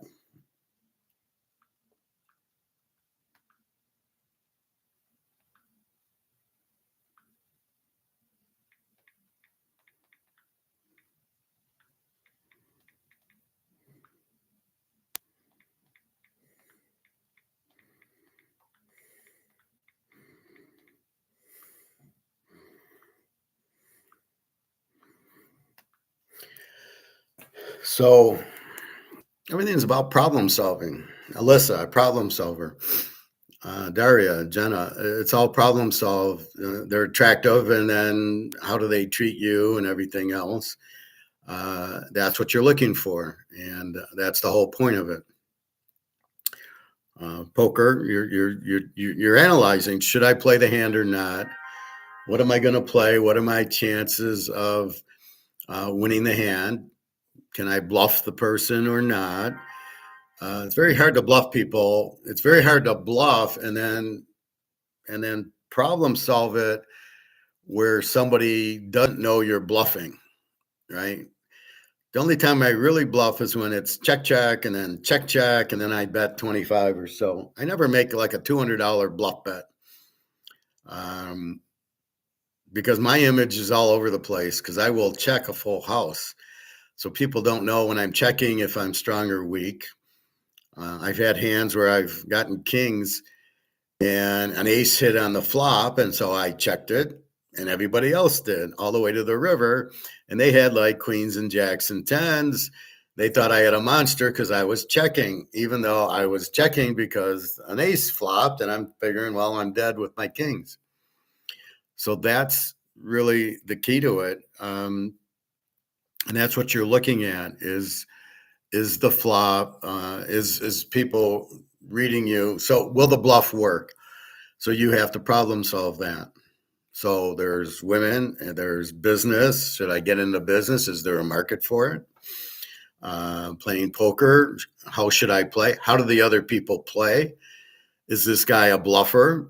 I played against a Russian girl at MGM and I read her like a book. She would bet a lot. She was bluffing. But when she had a good hand, she checked. So I knew she had a good hand. So when she made a bet and I had a good hand, I would come right along. I would just call it. And she'd bluff again and I'd call it. And I said, I know you were bluffing because you bet. But then I know if she flops a full house and she checks it, she's got the hand. And I ended up telling her that like at the end of the night. I go, you when you get the good hand, you still got to bet it because when you check, I know you have the good hand. So you're telling me what you have just in her bet, right? Forget looking at her. It was just strictly the bet. So that's the key is knowing the other player. Do they bluff or do they not? The older guys at MGM probably don't bluff because they're on their pensions and they can't afford to lose. So they're going to play close to the vest. So if you got the goods, you get the full house and you bet and you don't want to bet a lot and scare him out and you bet 15, he calls you, he's got a jacks or queens. You got your full house. So you keep betting like 50, 16, he's going to call you. So it's understanding. Now, most players are probably pretty straight players. The more advanced ones, the guys who try to read you are more advanced, and they might try to bluff you. If they're hearing, oh, you'll fold if I bet a lot and things like that. So you got to understand who you're playing against. And then you got to understand the odds are a little bit. I mean, I think we all know that. Well, I need a flush and, should I call? And I'd almost say most of the time you probably shouldn't call. I mean, you might hit the flush once in a while, but let's say you got two diamonds on the board and there's a bet. Okay, I'll call it, hoping to get my flush. Well, what do you do when the third diamond hits? You're probably fucked because now everybody knows you got the flush. So there's no advantage to doing it. So you just got to be careful, know who you're playing, know how they bet. Much more important than trying to read anything. Like I said, and have fake tells, have a lot of fake tells. Look nervous or look confident or have a drink or not, watch the TV or not, and just try to use those as the tell. So I might be bluffing. I might look at the TV. Oh shit, he's looking at the TV. He's got a hand, right? I don't know how many people know that tell, but I would do it. If I'm bluffing, I don't want to look nervous. Normally I look in the middle like this, so you can't read shit on me. So you don't know if I'm bluffing or not. I don't want to look you in the eye. There's no benefit of doing that. I don't know if you look strong or weak. So women, you're trying to problem solve them. Poker, going to the grocery store, working. And then there's football. We're trying to problem solve the team. So it normally like takes me 4 or 5 weeks because how good's the new coach? Like Ben Johnson, we have no idea. We have no idea. He's hidden in Detroit. Good offensive mind, but you don't know what he is. And after a few weeks, you start realizing the Bears, they keep winning close until they went to Philly and won. Then you go, yeah, he is a good. So now this year, you know what you got with the Bears. Caleb is still in that. I think Caleb got good. He didn't. He still sucks. He still throws way too many picks at the wrong time. That's why they didn't go to the Super Bowl, because Caleb threw the pick in the Ram game, which was terrible. Now, had they played Seattle, they would have gotten murdered, because Caleb threw 3 picks against the Rams. He'd have thrown 6 picks against Seattle. They wouldn't have been able to run, and his picks he'd have had a lot of picks. And they wouldn't have been able to handle Kenneth Walker either. So the Bears were lucky. But again, Caleb threw 3 picks, including the pick in overtime. He's not Joe Montana. Joe Montana would have taken him down and won the game. Caleb lost them the game. Caleb's still not good. Yes, he throws these circuit passes, and who the fuck knows where the safety was on that one play at the end of the Ram game where the tight ends in the back of the end zone, the cornerbacks in the front of the end zone. What was that? So again, now we know who Ben Johnson is. We don't know who Kubiak is for Oakland. It's going to take us 5 weeks to figure that out. That's why I warn you, the first 5 weeks I'm betting on, I can't even bet on Buffalo because they got a new coach. I'm betting on Kansas City and maybe Philadelphia and maybe the Lions. We'll have to see about Green Bay. Teams that are still same coach, same quarterback. We get Micah Parsons back healthy. Even San Diego, you have no idea. Baltimore, you got a new coach. Buffalo, you got a new. I mean, there's maybe 6 teams you can actually bet on the first 3-4 weeks of the season, and then you have to see how good is the Jesse Minters, how good is this Kubiak and Clanahan and Shanahan and all these guys. How good are they? Now you've got 10 new coaches. That's 10 teams you have no idea about. I don't know anything about Harbaugh Jr. at the Giants. I have no idea. He's not a good coach. I never was impressed. He lost a lot of big games, a lot more than the big games that he won. So I don't think he's the savior of Rome in New York. I think they'll still stink. Washington, if they get Daniels back, I think their coach is still there. Although the offensive coordinator is gone, I believe he left. So it's a tough one. That's why you need 4, because you're not getting any help in the preseason. These coaches are too stupid to play their players in the preseason. So week 1, they're figuring out what they got. Well, they've wasted 3 weeks of preseason that they could have played the guys and got a feel for them. Instead, they wait, and then they watch the first 3 weeks, and they lose 2 or 3 games, and then they miss the playoffs by a game because they're fucking around with trying to figure out their players, because that was the point of preseason. So when Michigan plays Grambling in the first game of the preseason, they're figuring out their team in the regular season. They don't have a preseason. So again, same thing in college. That's why I go through the Gray Sports Almanac. I mean, it gives you the coaches, right? So it tells you who's the coach. I mean, look at how weak Texas, Penn State, Ohio State, Clemson, LSU. Look at this top 10.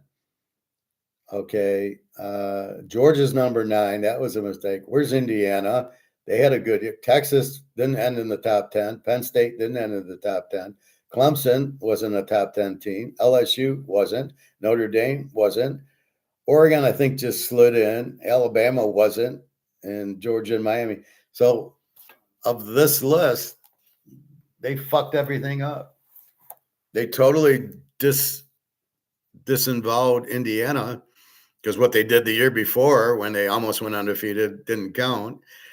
They don't have They didn't have Texas Tech in there. See, and this is the problem. You buy this, Texas Tech bought all these players, and it goes right over their heads. You have to learn the teams. The Texas Tech, Texas A&M, they weren't that good. They weren't as good as Texas Tech. But that's what you're watching is, oh, who's the Texas Tech this year? Who's the A&M? Who's the Indiana? Now Indiana won. Now look out for Indiana this year. You watched all of Indiana in the top 5. USC's getting better. Washington's getting better. Oregon's not all that, and they never been. Is Alabama going to be any good? LSU, new coach. Georgia, yeah, they might be a little better. Miami, well, they could if I think their quarterback's coming back. Did they lose Reuben Bain? Does Texas Tech lose any of their superstars? That's the thing. And if I'm drafting, I'm going right after Reuben Bain and Bailey at Texas Tech and all those defensive players at Indiana, at Ohio State. Maybe I'm drafting some wide receivers out of USC and Washington and Alabama and I don't know. They haven't had that running back they've had in a while. And Tennessee always has I like their quarterback. Whatchamacallit. I want to say Applewhite, but that's not right. I don't know. I can't. What's the quarterback of Tennessee name? Aguilar, Joey Aguilar. So that's who I'm drafting, Aguilar, and trying to run a Tennessee offense if I'm going to draft the guy. But Mendoza is not going to be any good. Pavia is the best quarterback by far, by a mile. You watch. Because he was doing this for Vanderbilt against Alabama, Georgia, LSU, Tennessee, and he's winning. And that's what you got to look at. He beat the big boys. So it's going to be nothing to go into the pros because their defense, I don't think, are as good as Alabama and Georgia's. They run the same defense as the stupid 2-deep zone, and they let all these 10, 15-yard passes. These guys are wide open. It's a joke.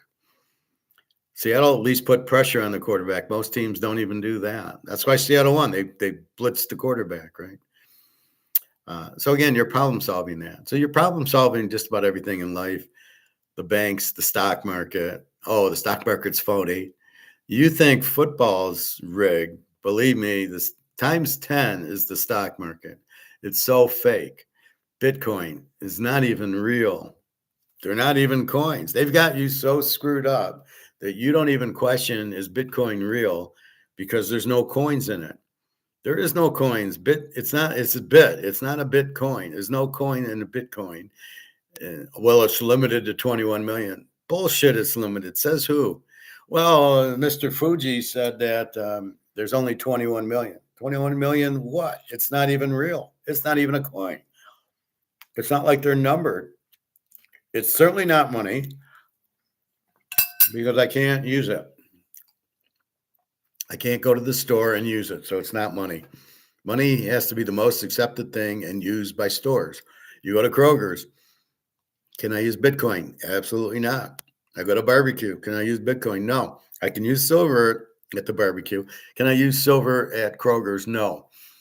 So I still have to use money, but then I just use a debit or credit card there.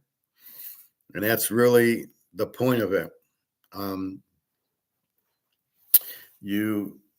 But you got to problem solve all this. So you got to understand it. So that's your goal, is to understand.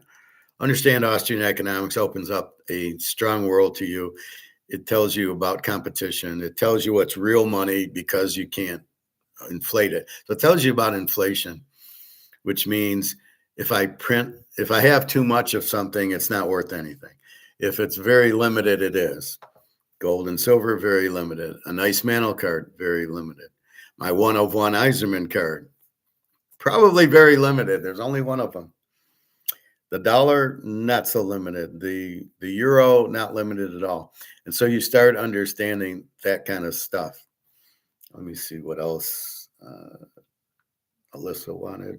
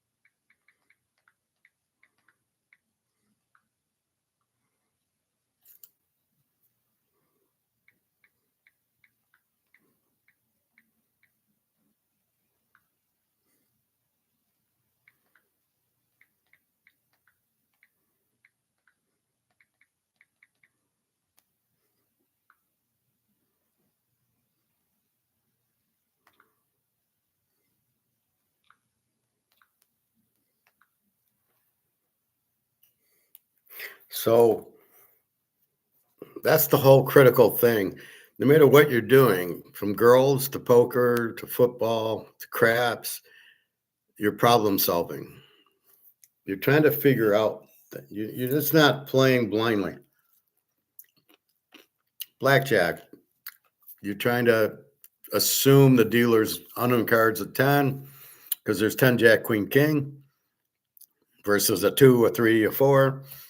And so if the dealer has a 6, you assume a 16. Now, you're not always right, but you're assuming something. Roulette, you play red until black hits. Backrack, you play bank until player hits, or vice versa. Craps is really you're betting against the 7. So if you're on the pass line, you know the 7's going to come. So you try to get your money in and then get out. Take your money down. There's nothing wrong with playing the numbers 6, 8, 9, and then you hit 6, you hit 6 again, boom, boom, win a couple hundred, pull your money off before the 7 hits because you know the 7's going to hit. And the odds on getting a roll that last 45 minutes are slim and none. So that's what you want to do. But it's all problem solving. Women's the hardest problem to solve, but you try to see how they treat you.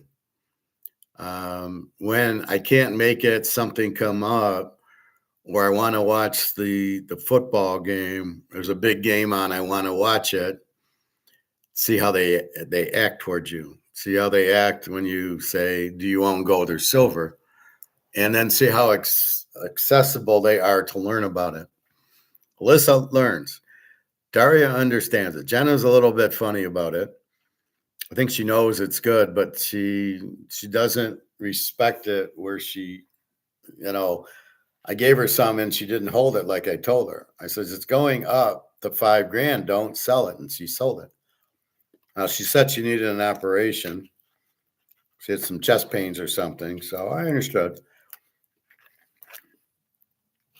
But I think she's starting to understand it. Although I don't really understand Jenna too well. She can be hard sometimes.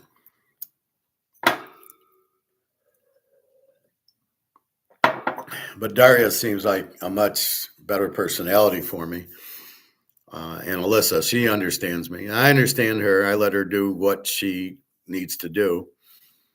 I don't try to control her. She doesn't try to control. Doesn't say, "Oh, you're watching football," or "You're teaching class." She understands it. Or it's economics. It's gold. She understands gold and silver now. I gave her a 10-ounce bar, and now it's worth about almost $8.50 now, and now she understands it. She says, "When did you give it to me?" I says, "I think it was about $30 an ounce," because I didn't really care about giving it to her then. And it hit 1,000. She was excited. So then she says, "Yeah, I guess you do know what you're talking about." So it's how they treat you. It's got to be mutual. The looks are good for 5 minutes. After seeing her every day for a month, the looks aren't as important. Now you like looking at her, but it's got to be more how they treat you, how they talk to you. Do they respect you? Are they honest with you? So you're analyzing that like you analyze poker. Is he a bluffer? Is he only bet when he's got the goods? Is he very tight? Is he a loose player?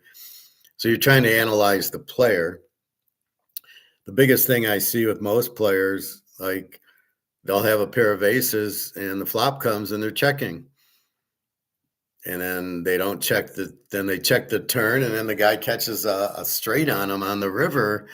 And you're like, you got to make them, you got to defend it, right? You've got to bet to defend your aces because your aces probably aren't going to get any better most of the time. And you don't want them to catch a straight and beat you or flush without paying for it because they probably won't pay for it. So if you check, of course they're going to call and hopefully see it. And then if you make a small bet, of course they're going to call you. But if you bet $50 on the flop and then you see, now they might call you. And then you're asking, why are they calling me? That's really psychology on Texas Hold'em, which I don't like. I think it's too lucky. I think people that call on the flush draw for a big amount or people that play ace king or ace queens, Phil Ivey gets knocked out against Darvin Moon. He's got ace king. Darvin Moon calls him with ace queen. And then Darvin Moon gets the miracle queen on the flop. And you're like, I'm not sure why Darvin Moon called. Why would you risk $20 million, whatever it was, on ace queen? It's not even a pair. You can't beat anything if he catches a pair. And if you don't catch and he catches, you're done. If you didn't catch the queen, now he's got ace king, you got ace queen, you're going to lose. 90 times out of 95, you're probably losing that hand. Why would you play it, especially for all the money that you're playing on a final table? And that's what I don't understand. These guys, let's have a race. I got ace king, you got a pair of nines. What are you doing? Why are you betting your ace king? Oh, I can pray that the flop hits the ace of the king. Yeah, good luck on that. The odds say no. There's only 8 aces and 4 aces and 4 kings in the deck. There's only 8 cards. You got 2 of them. There's only 6 cards left, and there's 46 of the other cards. If nobody else got the ace or the king on the deal, so it's a real. These people really have no idea. Although I think what happens is they get tired and I got ace king, I'm going to play because I'm exhausted. And the other thing you got to realize when you're looking at a final table, they're all going to make $1 million. So I'd be sitting there if I'm going to make $1,000,001 and I'm in 7th place at worst. I'm going to be very tight to try to make more. And I'll play. And if I get drawn out on, I'd be like, who gives a shit? I just got $1,000,007. Or I got 2 million or whatever it is. I'm not going to be upset. I'm not going to be, oh my God, I'm going to be happy as hell. I made $2 million playing poker against a bunch of idiots. So it just shows you that 6,000 people, it's Hanson's again. It just shows you this 6,000, 7,000 people join the World Series of Poker because they're trying to get lucky to win $1 million. And that's why I don't think you see the pros too much now. I want to win the bracelet. I could care less about the bracelet. I want the money. But if I got $1 million, I'm not going to waste a week of my life playing in a tournament that maybe I'll win $1 million. I'd rather play cash games. So I think that's more of what it is. But I'm not sitting there playing, wasting my time in that thing. But it shows you how desperate people are. They want to, I can make $1 million. I get that on football. Oh, I want to play a 10-team teaser with you where I can make, $10,000. And I'm like, no, buy my picks and I'll give you the 10 teams to play. But I'm not going to just give you my games. And then if we win, I'll get 20%. But if we don't win, you've got my picks for nothing. So that's what I have against that. I don't like, no, buy my picks and we can play a 10-team teaser. That's it. If you're not buying the picks, I'm not doing it. But again, that's what you're doing. So because I problem solve, I keep jumping back from poker to football, but because I problem solve every football game, I had one idiot tell me, you can't pick 10 games a week. And I go, I do that every week. Every week, I probably pick 10, 12, 15 games. I probably go like 10-3, 10-4 in the playoffs. In the playoffs, I went 17-3 in the playoffs because I hit both sides of the Super Bowl. And so don't tell me I can't hit 10 games because I'm problem solving each game. I can pick each game. Oh, the Jets, terrible defense, no quarterback, terrible coach, and they're playing Buffalo, who has to win the game to get in the playoffs. Okay, I'm betting Buffalo. And so you go down, especially near the end of the year, they need to get in. They're looking for the 1 seed. Boom. They need it's a playoff game. And you can find 10 games very easily. That's when I hit the 11-team teaser was that week. Brady needed to win for the 1 seed. Manning needed to win for the 1 seed. and in the NFC, and everything won, right? All the guys who needed to won by like 20, which made it, and I'm laying 8 or 6.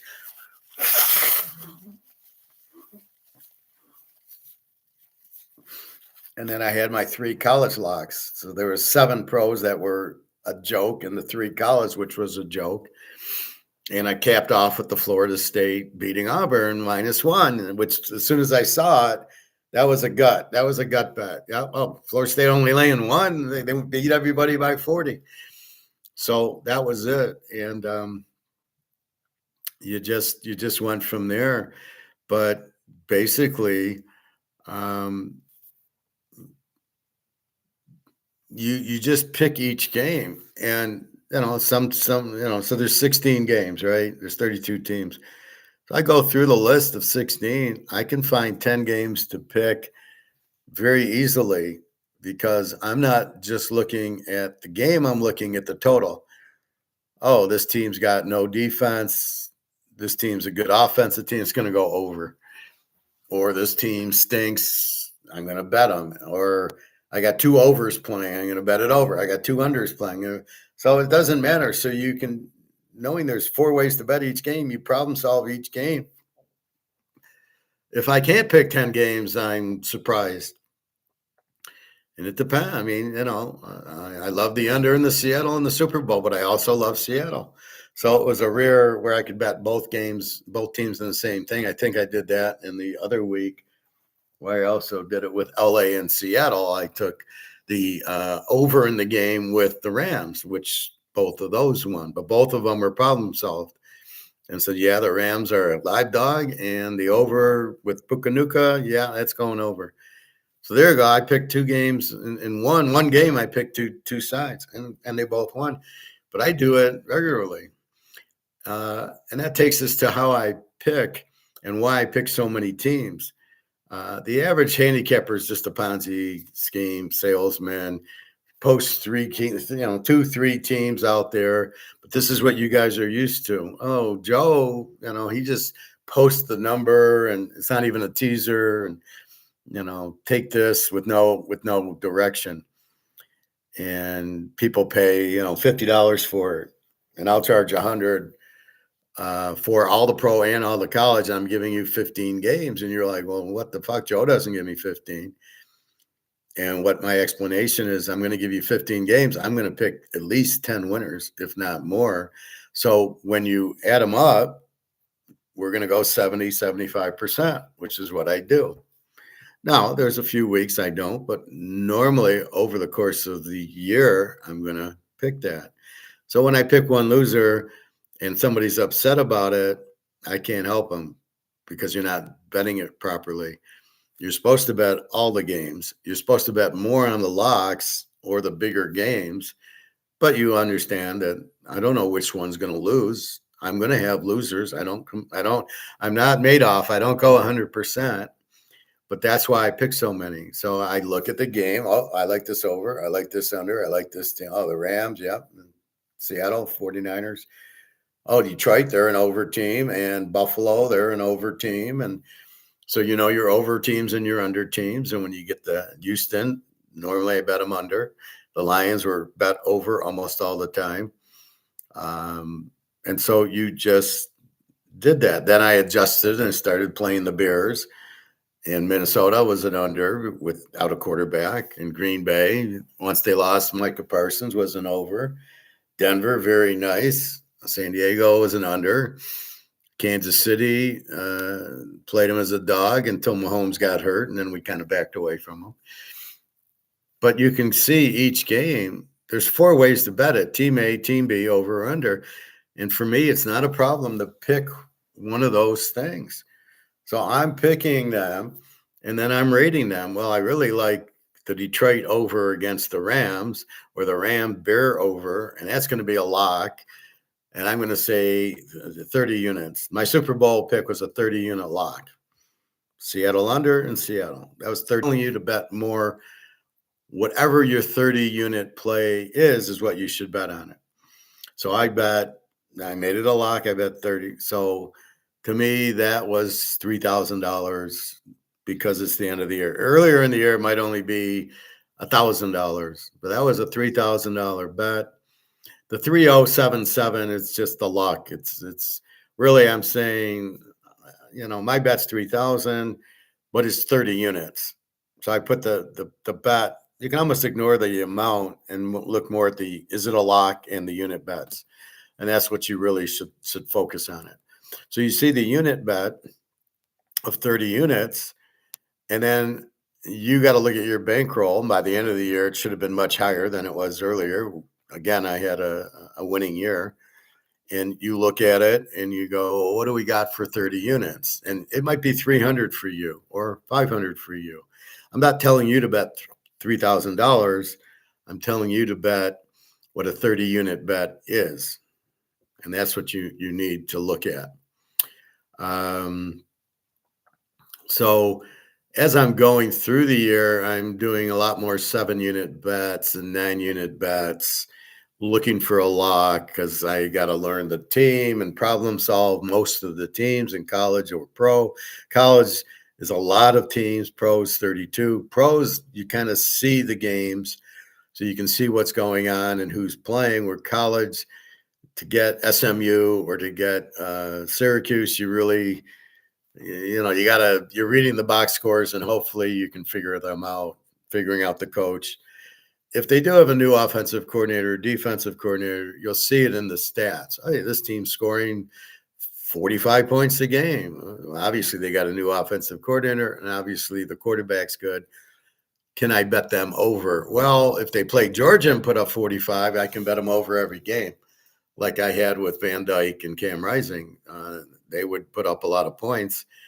I could bet them over. Georgia, when they had that great defense, it was a lock under almost every week. They'd be playing average teams, shutting them out, maybe giving up 7, scoring about 30. The over-unders were 50, and yet they'd win 38-7. And, it'd always be upper 30s to 40s, but the lines were always in the mid 50s, and I'd go under 60. And it was a lock because they were 50 in the 50s, and then I could go under like 60, knowing that you're not scoring on this team. And you didn't, and a lot of the games were shutouts.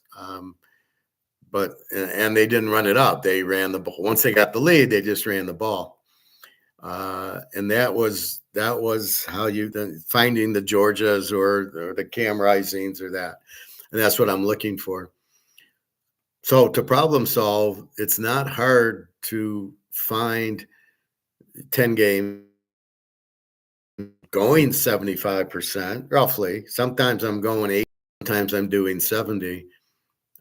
People complain if the pick lost, and I'm like not counting it as a teaser pick. Well, because I'm playing it in 2 or 3 teasers. I think I'm too advanced for most people to play me. They don't understand. They see all the games, they can't figure it out. And what I'm telling you is I like Georgia under, and I'm playing them in 2 or 3 teasers. So I'm not going to, if all 3 win, I'm not going 3-0 in my teasers or 3-0 in my picks. It's one pick. That's why I defend it the way I do. But you don't understand it. You go, well, the pick lost, or it's not what it is. No, that's not what I'm trying to do. So you're totally misreading what I'm trying to do. At the end of the day, the 75% is picking 10 games and going 7 or 8 out of the 10, which I do almost every week. A little less in the beginning because I'm problem solving. But once about the middle of the year hits, and especially in the playoffs, I went 17-3 because I knew the teams. There was no more problem solving. I knew Denver. I knew New England. I knew the Bears. I knew the Rams. I knew Seattle. The Niners had some injuries. And the only game I got fooled, I played the Denver, New England over because I thought Stidham would do okay. And it was a very low total. That was really the only one down the stretch that I got wrong. And like I show you in the Super Bowl. Now I was 2-0 in the game, but 1-0 in the teaser. Well, what am I supposed to do? What do you want me to call it? My teaser was 1-0. My pick was 2-0 because I picked both of sides of the teaser right. So that's all I'm trying to say. So then so I tell you to use your bankroll. So you got a $5,000 bankroll. So you're going to start I'm probably going to start easy because I got to learn the team. So I'm 7 units, maybe 9 units the first few weeks. Those should be like $25 bets, maybe $50 bets. And my lock should probably go to 100. That's if you have a $5,000 bankroll. And then as we learn the teams and we problem solve them out, and now I start giving you 15 teams to play between college and pro. Well, I'm going to go, let's say whatever, 70. Let's say I'm going to go 70%. So that would be four. So if I give you 20 picks, that'll be 14 winners, 6 losers. And then it's, the lock. Okay, so the lock we might bet $200 on. And as we're going, we're increasing our bankroll, right? Because I'm winning, and I have a couple of bad weeks. I mean, I'm not made off. So I'll have a bad week. The lock loses or something, which happens. But I try to be consistent with it. The reason I bet the lock, okay, maybe I got fooled. Maybe I didn't think New England was that good, or I didn't think Jacksonville was that good, or you overplayed San Diego. I try to lock Kansas City as a dog or Buffalo as a dog. I remember losing with the KC Buffalo game. I think I had KC in 7, and Buffalo, like on a 4th and 1, ran Josh Allen for a touchdown with 2 minutes left. That's how I lost it. I mean, but that happens. But it's a consistent bet. Mahomes is a dog. I'm going to probably lock most of the time. So as we're going, your bankroll gets adjusted. Now it's 5,000. Now it's 5,500. So now the $25 7-9 unit bets go up to $35 or $40. The lock goes from maybe 100 to 200. Forget what I'm doing, but look at my units. And you see my units are, he's got a 15 unit lock early in the year. I'm going to play that for 200. And as we go, and then as we get later in the year, your bankroll is up to 7,000 or 8,000. And now I'm giving you 25 unit locks, and I'm giving you 15 units as the play, not 7 or 8. So now maybe you're playing 100 a game, and then the lock, you're going to play 500. And again, we're going to go 75%. So you're going to win 7 out of the 10. So it's 7 winners, 3 losers, plus 4. Yeah, there's juice. I'm not arguing that, but I'm not putting a whole math formula in my thing. So I just say, okay, it's 777. We lost 777. We won 777. I'm not really betting 777. I'd be betting 700. So on one hand, the juice is in. On the other hand, I'm not really betting 777. But who cares? I had one guy questioned that I didn't take juice. I go, you totally miss the point of the whole thing. It's to bet. It's to show you the units. Forget the juice. The juice, that's not the point of what I'm trying. I'm just keeping score just to show you how I'm doing, but it's really the units. And again, it's got really nothing to do. I'm not like keeping track. Look, I won 50 grand and I'm not counting juice. And if anything, I am counting juice on all the games, because the ones I win for 7, I'm saying I'm including the juice in that. And if I lose 777, I would have been a $700 bet. So the juice is actually included in it. Not always. I mean, if I bet 1,000, it's not 1,100. I'm putting 1,077. The 77's for luck, because 7s are my lucky number, and I want us to win. But you're really looking at the units. So as your bankroll grows up, now he gives a lock, a 25 unit lock, where I was betting 200. Now I'm betting 400. That Florida State that I got from Ron's Enterprises in 1981, I bet $2,000 on it, because he normally graded everything 70, 75, but he was honest. So, I get a bunch of 70s, 75s. I don't pay attention to them, but I'm betting my own picks, right? Now he gives a 92 on that game, and he never gave anything over like 75, maybe an 80 once in a while, 92. So I looked at the game, and then I agreed, and then I bet $2,000 on it, and I bet it with Michigan. Michigan had played Auburn, I think, and Michigan lost like 10-7, and then here, so I had like 10, 12 points with Michigan, and I had 13, I think 11 or 13 with Florida State. They lost 18-17. So, but because he gave a 90, I increased my bet. And that's what you're looking. When I give you a 30 unit lock, I expect you to bet more than if I give you a 20 unit lock. Or if you notice, my last month or so, all the plays were 17 units. The locks were 25, like I said, or 30. And so that's what you had to really adjust to.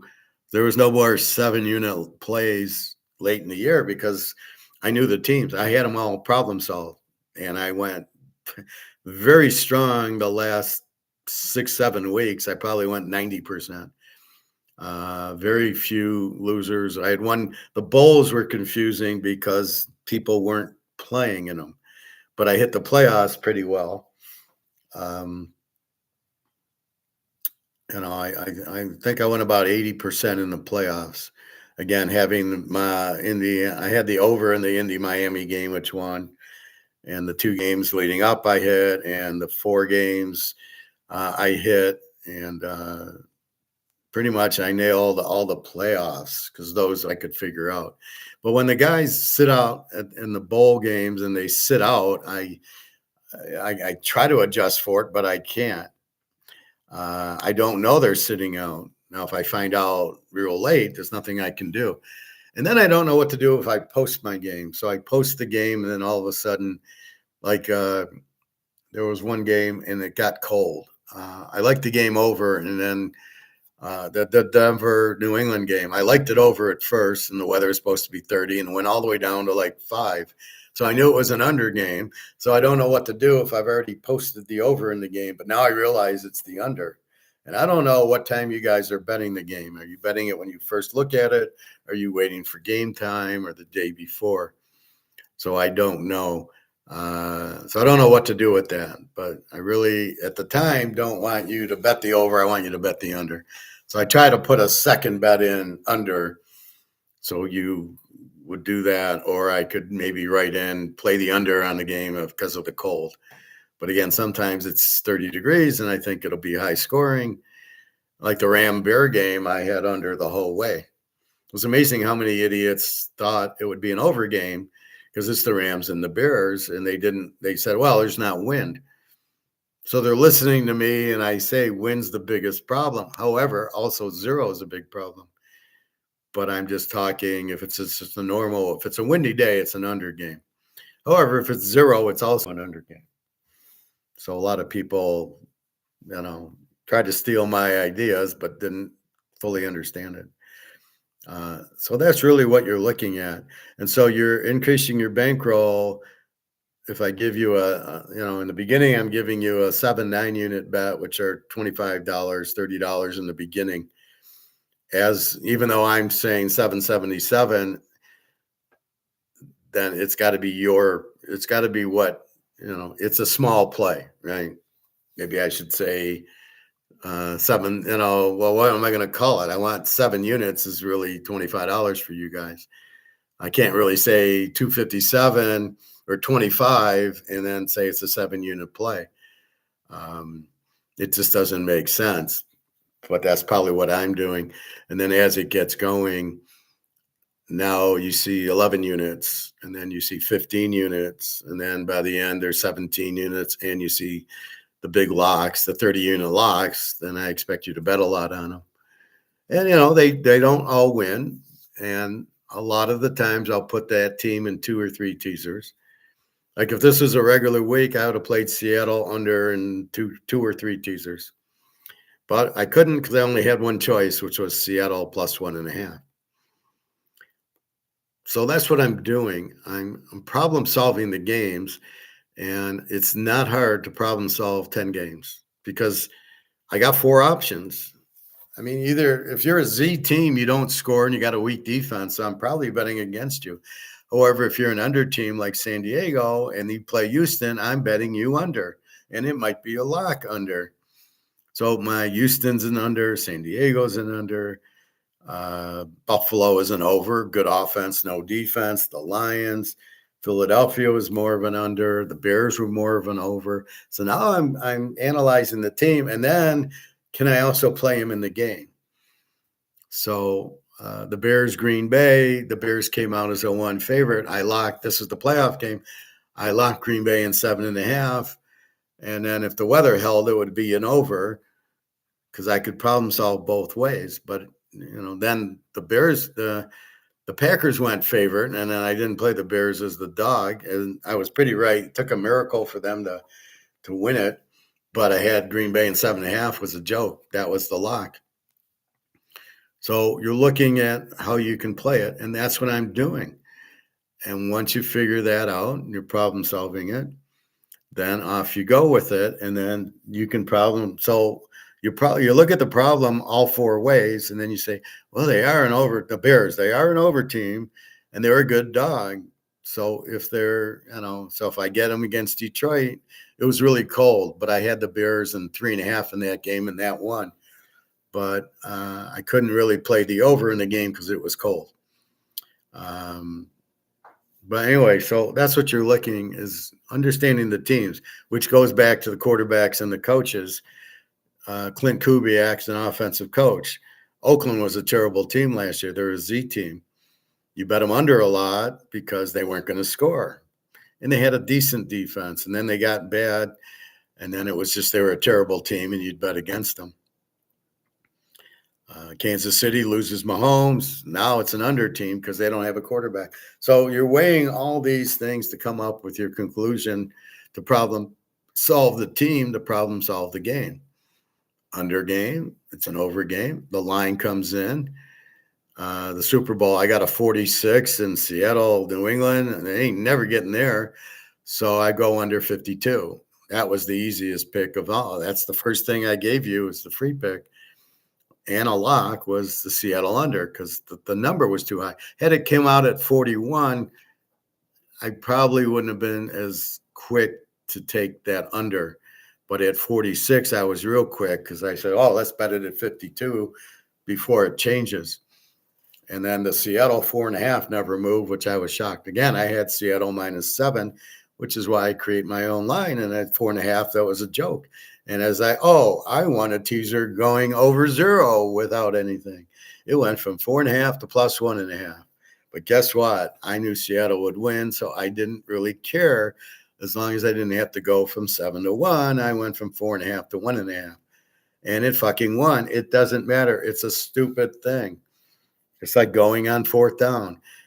I don't care if I switch 0. The key, I didn't have to lay 4 or 3.5. So when the score's 12-0, I'm going, this is great.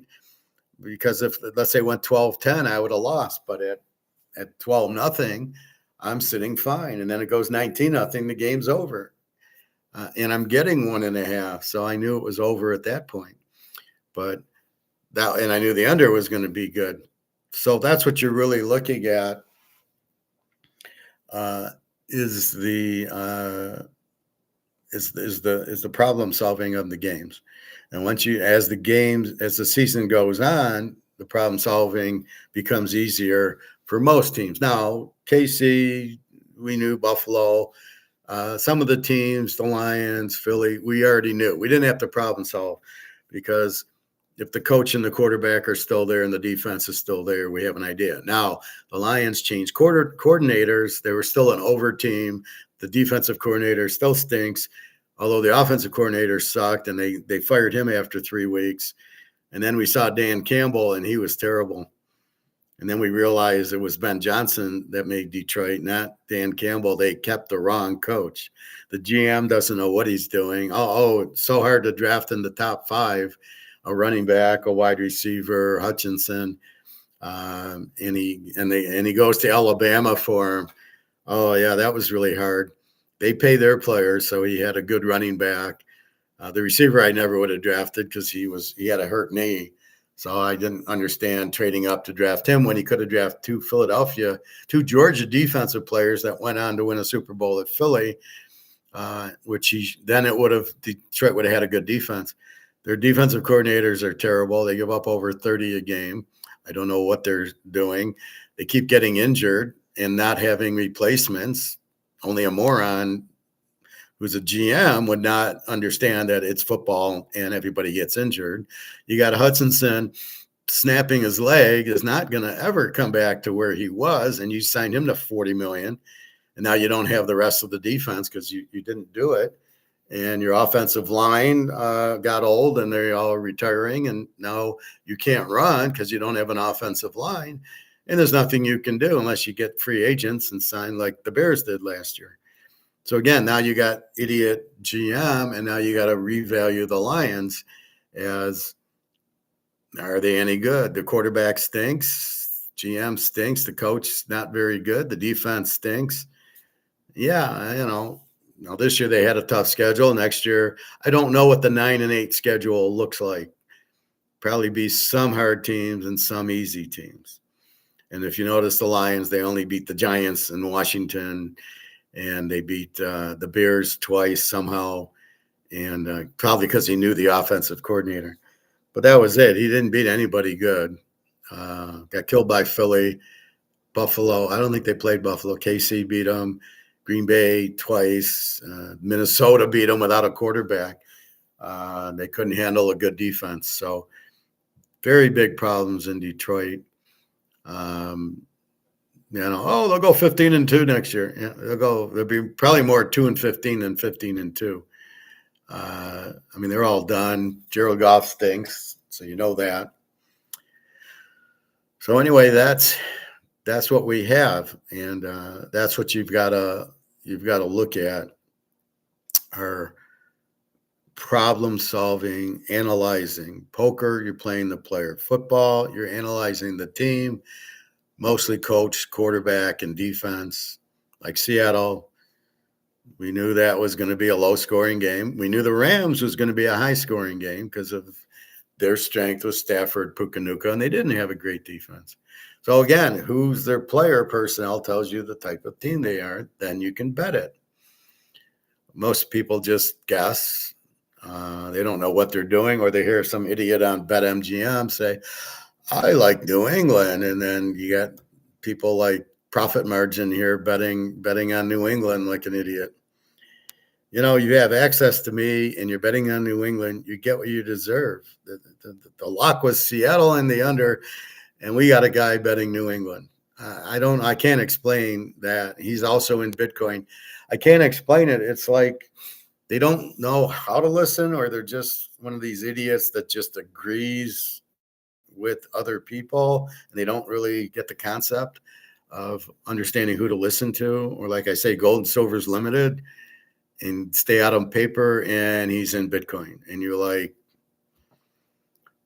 what, are you trying to prove me wrong? Well, you're not going to do that, because I know I'm right with gold and silver. So I don't know what you're thinking or doing. Anyway, I think that's about it. So have a great day. Again, it's about problem solving. I solved it to tell you, get out of dollars. It's printed too much. Get into gold and silver. They can't print it. There's no such thing as debasing paper. You inflate paper, and that's what they've done. They've made it worthless. There's too much out there. No matter what they say, oh, it's only 2% inflation. That's a fairy tale. It's not. First of all, it's not 2%, and you don't go year over year on Coca-Cola bottles and say, hey, look, no, and you can't do that. And that's it. And women and other people in your life, you problem solve it. If they're not going to be good to you and nice to you and listen to you and respect you, you don't need them. I get a good morning, my love, from Daria every day. I respect her. Jenna, Alyssa just texts me, so you see what you get. Some girls that don't respect you or trust you or just want your money, you tell them to fuck off. And then you see another girl and you see how she reacts, and you're trying to get comfortable with the new people, and with the other. Once you've established that, then if everything seems well, you do fine. But there's nothing wrong with knowing 3, 4, 5 different people getting comfortable with them and then choosing which one you like. You don't worry about hurting them because you're not trying to hurt them. You're just trying to do it for yourself. Well, what's the best choice for me? As you would in an investment, you're in a stock or you're in a Bitcoin, get the hell out. I got guys trying to get in silver stocks and gold stocks. What are you wasting your time for? Well, Joe Blow said they're a good investor. They're not, because they don't have any silver. The Russians are buying. The Chinese are going to the mines and taking all the silver out of it. So, and there's not even silver mines anyway. So anyway, I think that's what's going on. So I hope that helped. Poker, again, gambling. The best part is there's no tax on normal poker and gambling. If you play in a tournament and you win millions of dollars, you're going to get 1099. There's nothing you can do out of it. But if you play a cash game at MGM, you win $500, $1,000, $2,000, you're not paying tax on it. So keep that. Same thing with sports betting. That's why it's so popular. There's really no tax to it. They're taking your bet. It's anonymous. You cash it. It's anonymous. So that's good. And understand the government's failing us. They're all being bribed. They're all freaking losers. They're in it to get the lobbyist money. So you can't trust anybody or anything about government. I wouldn't listen to it. It's all noise. Don't waste your time. And we'll just track our gold and silver and go from there. Anything else? Very few. Just John C. said hello. Please feel free. This is an open class. It's live because I like the comments and the questions. So understand that's why I do it. So feel free to come in. I'll think, where is everybody? And then I look and there's 40 people that have watched it, but they didn't entertain the comment. But anyway, that's about it. So I'm off to swim soon because it's 3 o'clock. I can't use the pool because they're having a freaking swim meet at 3:30 in the afternoon. What the fuck? These high schools. So anyway, have a good day. Let me know questions or comments, www.teaserking.com. Feel free. I will see you tomorrow. Have a great day. Take care, everybody. Enjoy. Problem solving.